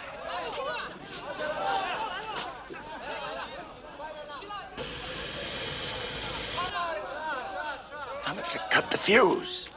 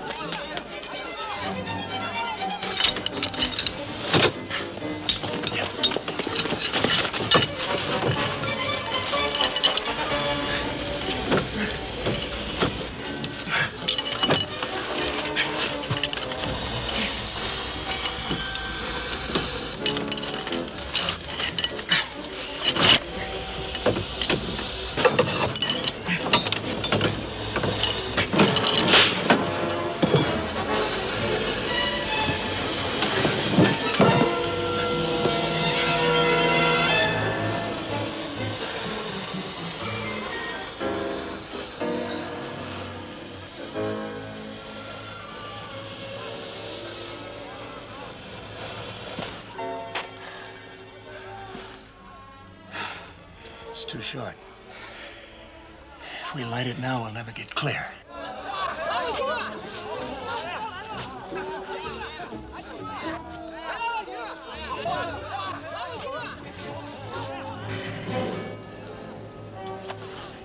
Get these two ends joined together.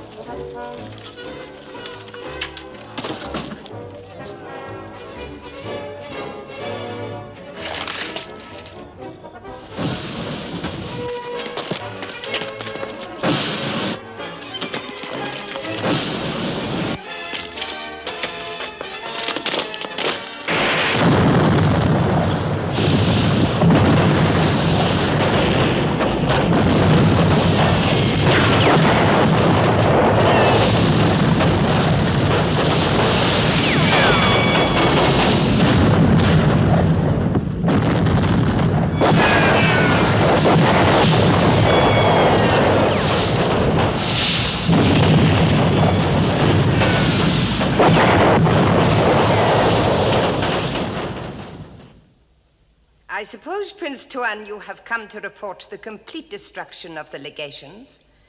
This will be the 10th time since the end of the last moon. I have come, Divine One, to ask Your Majesty's permission to impeach General Yang Lao as a traitor and a friend to the barbarians. It is true, he turned back the foreign admiral, but he has guns the Boxers need, and he refuses to lend these guns, even though Your Majesty commands it. Be silent. General Yang Lo, despite the empty promises of the Boxers, the foreign devils grow stronger each day. Even the Forbidden City is no longer safe. There is no greater calamity than to underestimate an enemy. You will speak to the foreigners, Yang Lo. You will explain to them there is no greater blessing than peace, no greater calamity than lightly engaging in war.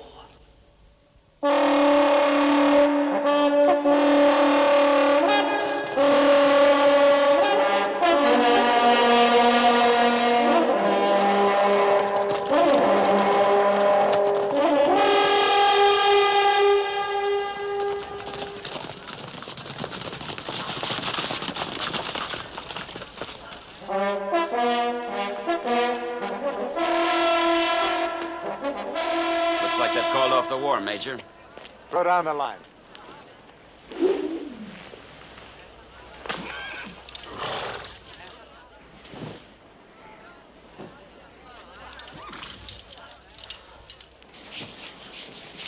Here, what have we got? It's a message for each of the ministers. See these get delivered. Yes. From General Young Lu. Seems they want a truce. He really must have spoiled the Empress's party last night. No, she's just as likely to wake up in the morning and decide it's a fine day to finish us off. What does she say? We are greatly disturbed by the arrival of Allied troops at the city of Tientsin. Tientsin? Unless these troops are withdrawn immediately, the Chinese government will consider it an act of war and will commit the forces of the Imperial Army. Allied troops in Tientsin? Apparently, but they must think we're all dead here by now. That's only 70 miles away. Yes. If only we could get word to them.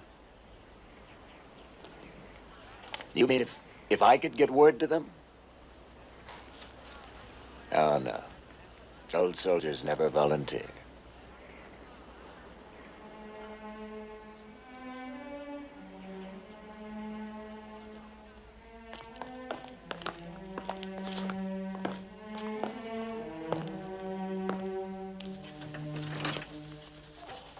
Natalie.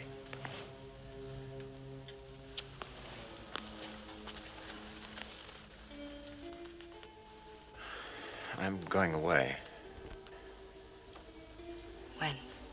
Right now. I'm waiting for you, Baroness. Where are you going? To try and get some help. The patient is waiting for you. This is not a reception hall in the Winter Palace.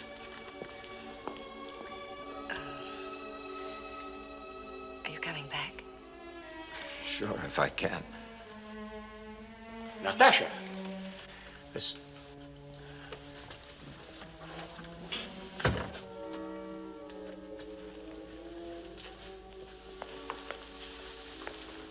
What did he want? Do you think people can change, Doctor? I don't know. That is something I cannot study under a microscope. You look wonderful. You shaved. You always notice, Baroness. Get me some adhesive, please.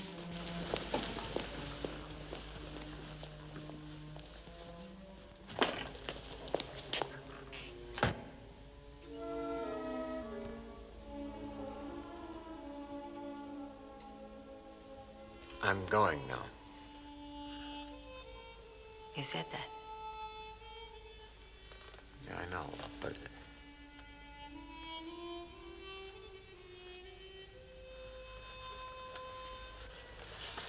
So long.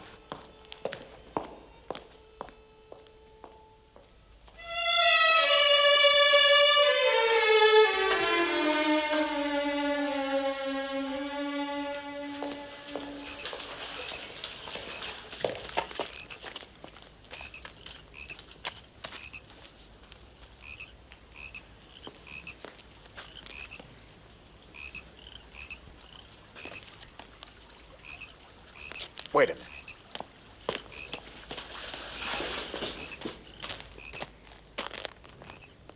We never did get a chance to talk, did we? Look, I have to go someplace, but I'm coming back. Like my father. I'm coming back. We'll talk then. All right?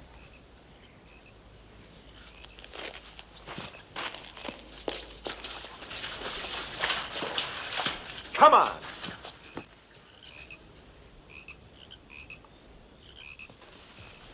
There should be another bottle of ether. Where is it? You say that every day, Doctor. Because I know there was one. We used it over a week ago. And the morphine? It's all gone. You know it. Well, tomorrow we'll have to operate on the Italian regard. If he's lucky, he will faint and feel nothing. Iodine. Here, Doctor. This is empty. Oh, I'm sorry. Now, don't stand here. Get me another bottle. But this was the last bottle.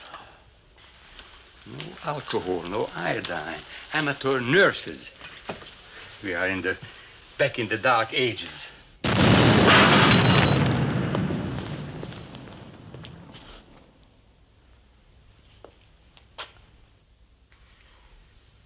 No ether for anesthetics. No morphine for pain. We are in the land of opium, and there are no opiates.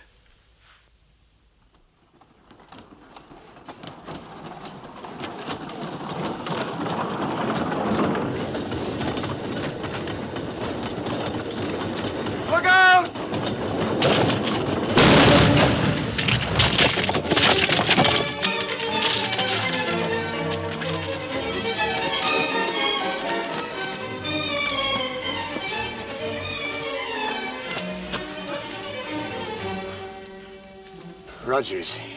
You are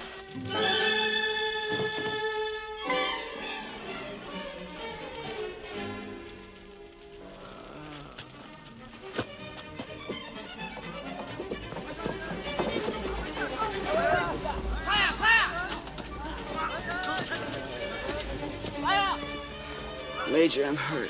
I'm hurt bad. Oh. I'll get you back. 你看，死了，死了，死了！来呀，还有一个！你叫我吗？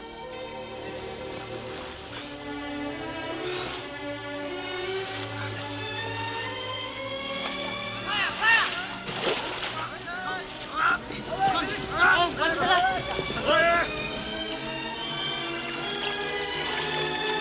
没看到，我看到了，我看到了。 我看到，哎，你们将军们，你叫我吗？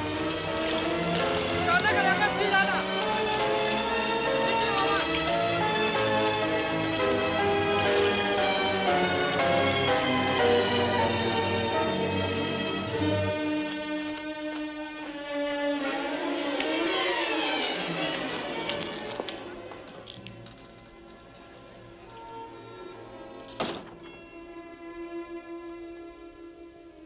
There's death in the weather, old man. And yet your door is open. The door, open or closed, cannot protect either of us. And life and death, old man. Are they important? Not to the gods. There are many men dying in pain. They need drugs. I do not deal in opiates. There are others in the city who do. The Chinese outside the walls are the only ones who can help you now, Baroness. Even in war times, old man, a valuable gift placed high enough can work miracles.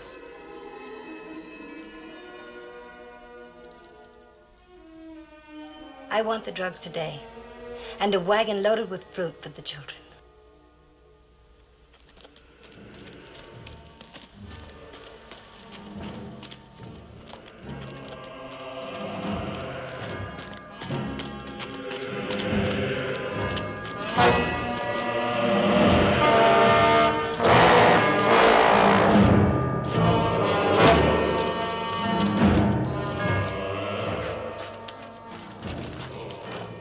Charlie, just rest here.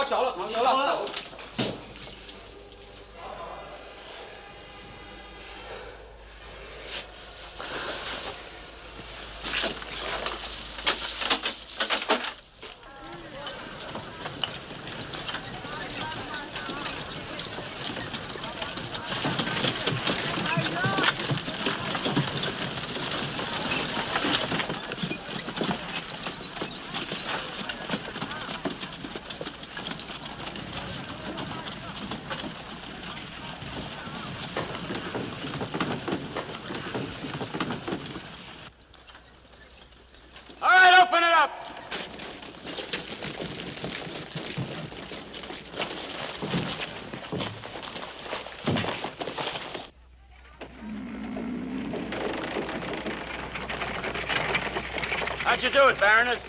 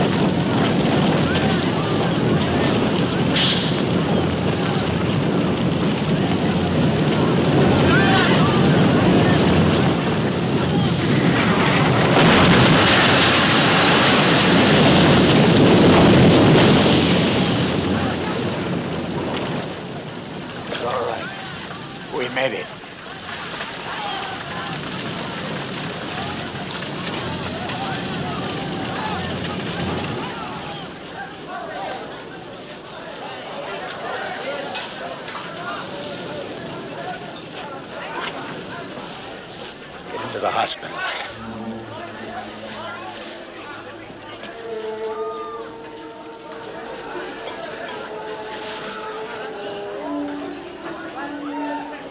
I didn't make it. I heard.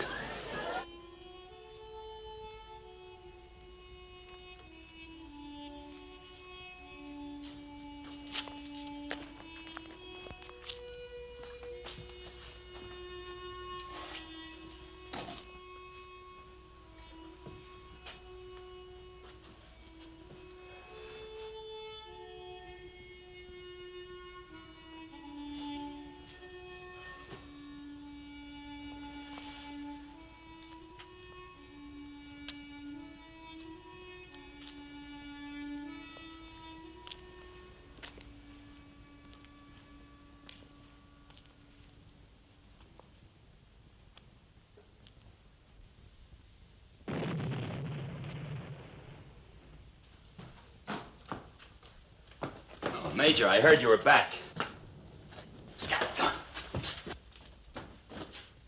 Major. Major, wake up. Wake up! The rails.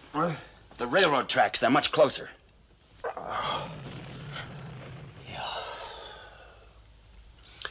How close are they? Almost up to the wall. All right. Give me a shirt.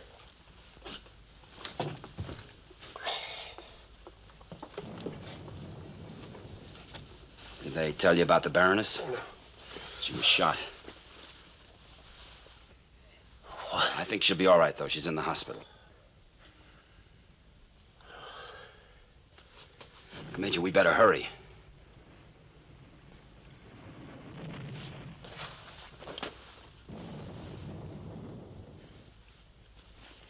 Yeah.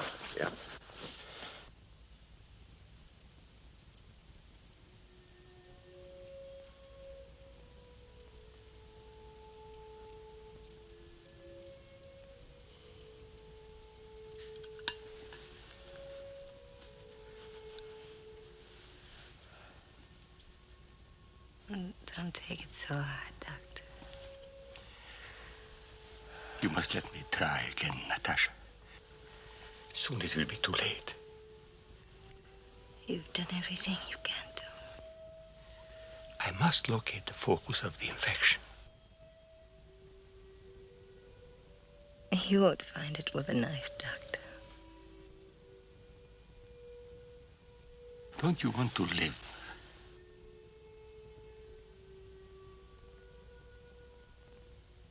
I've lived.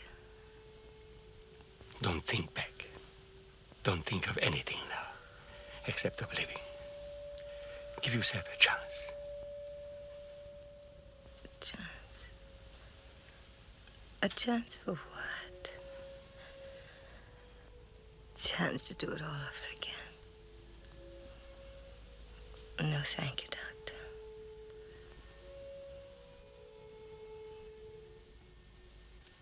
If you die, Natasha, all the light will be gone from this place.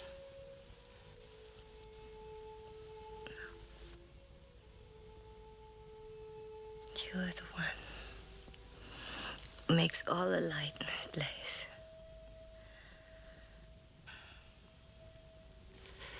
I hope you forgive me when I say it. In the weeks we have worked together, I have learned to care for you very much. Oh, I'm glad you said that, Hans. A woman always likes to hear it.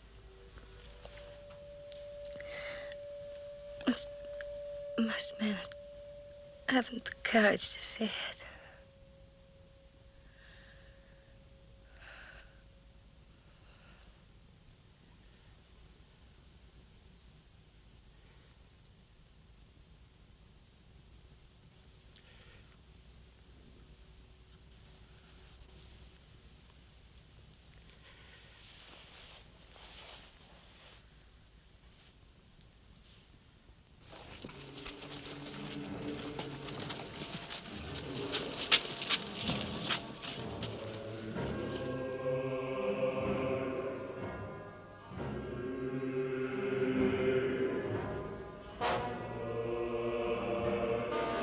They're closer than they were when I left.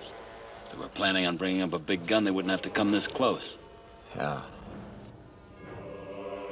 Go get Father to bed. Yes, sir.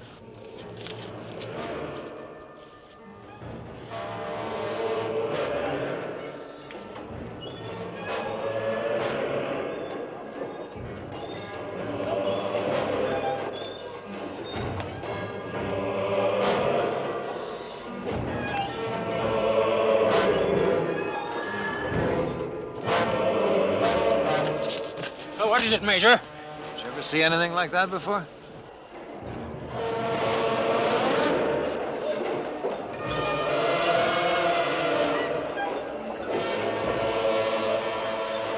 Certainly have not.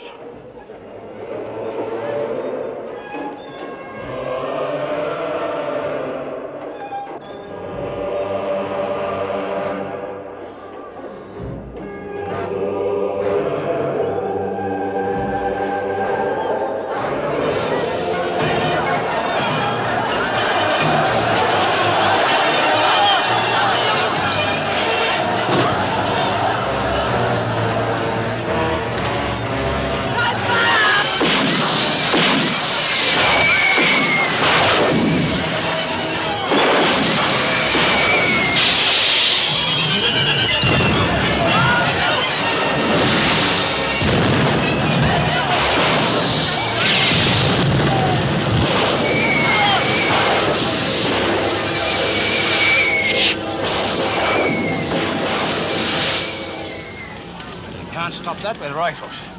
Gotta stop it with something. Get me those 2 bronze urns from the tower there. And all the coal oil you can find. And some black powder. And all the empty champagne bottles you can find, too. Right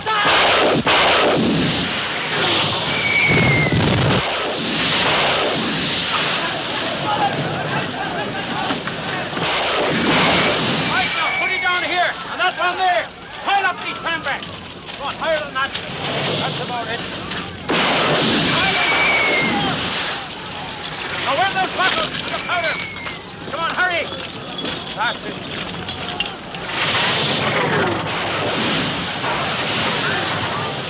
I always kept everybody at the table!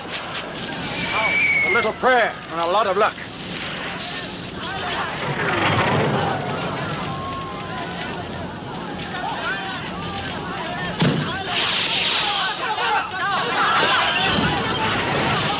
Bad luck.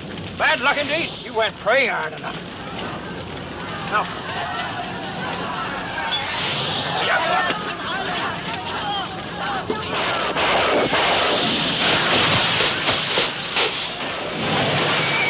Now get on those hoses, will you? What's wrong up there? I'll try harder next time.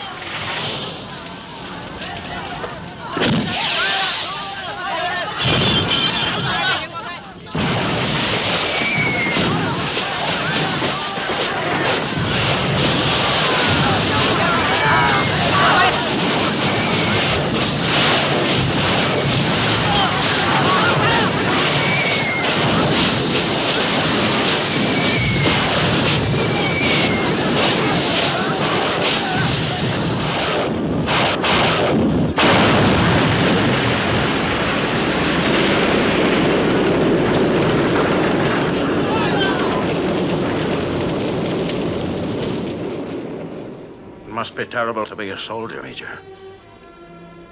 Yeah. Sometimes it is.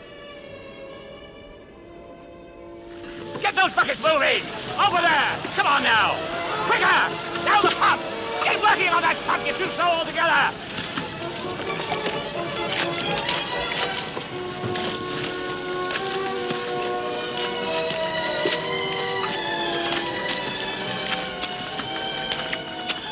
I've been looking for you. The Baroness is dead.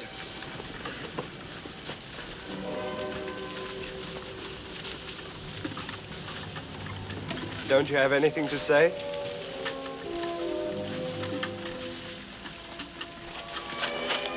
She didn't mean much to you, did she? Shut up. Sorry. Let me alone! Sorry. Let me alone!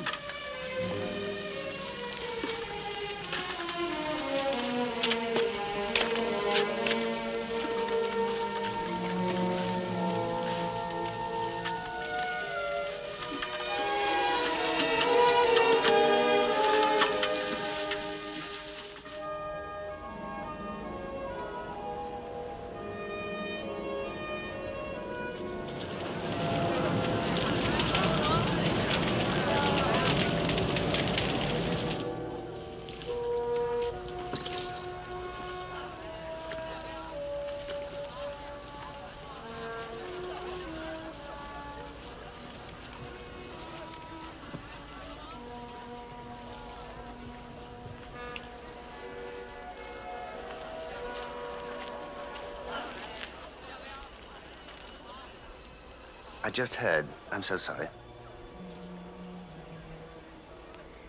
Yeah.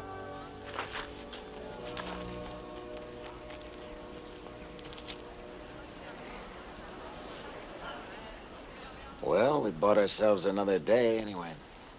Still, it wasn't a bad fight, you know. What time is it? 5:37 a.m. August the 14th, 1900. How many days did we hold out? 55.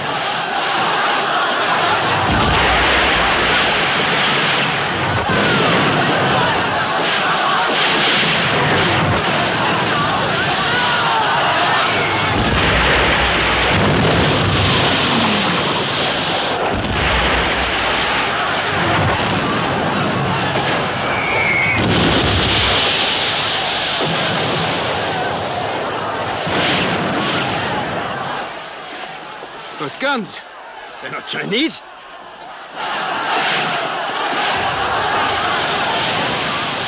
Running away.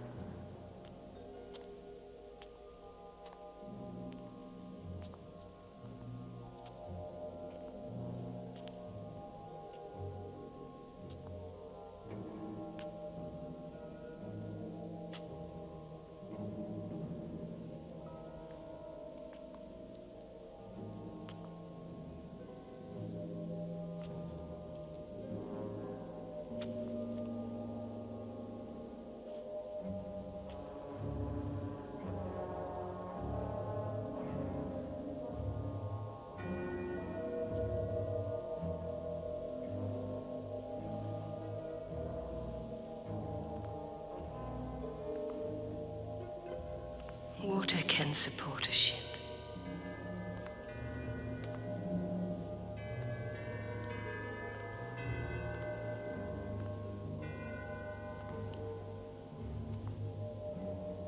And water can upset it.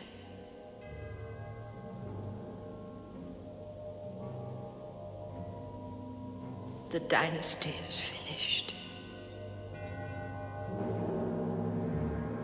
The dynasty is finished. The dynasty is finished.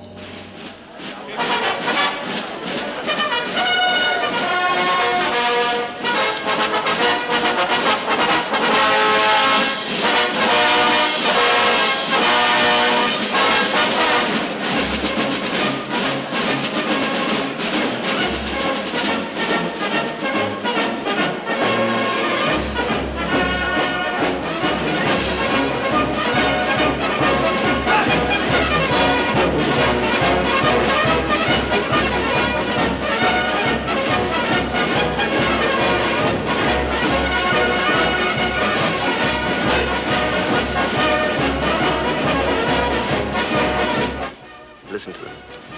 They're all playing different tunes again. Well, for 55 days we played the same tune. 55 days.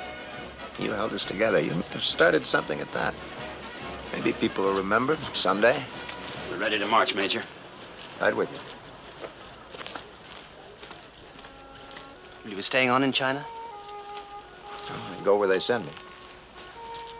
How about you? Well, I'll be going home to England. Retired to private life, I suppose. A little place in the country with a dog and a few good books. Every Englishman's dream, really. And you? What's home for you? I don't know. I may have to make one yet. Good luck, Matt.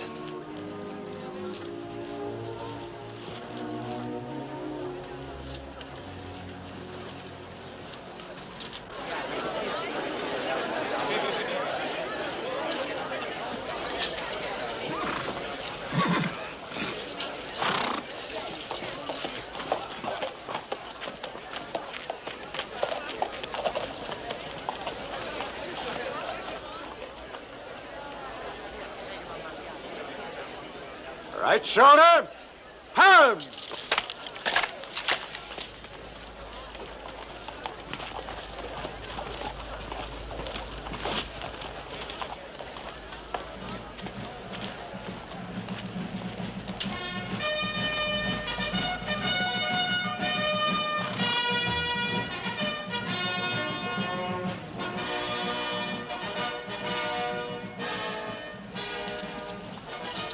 Here.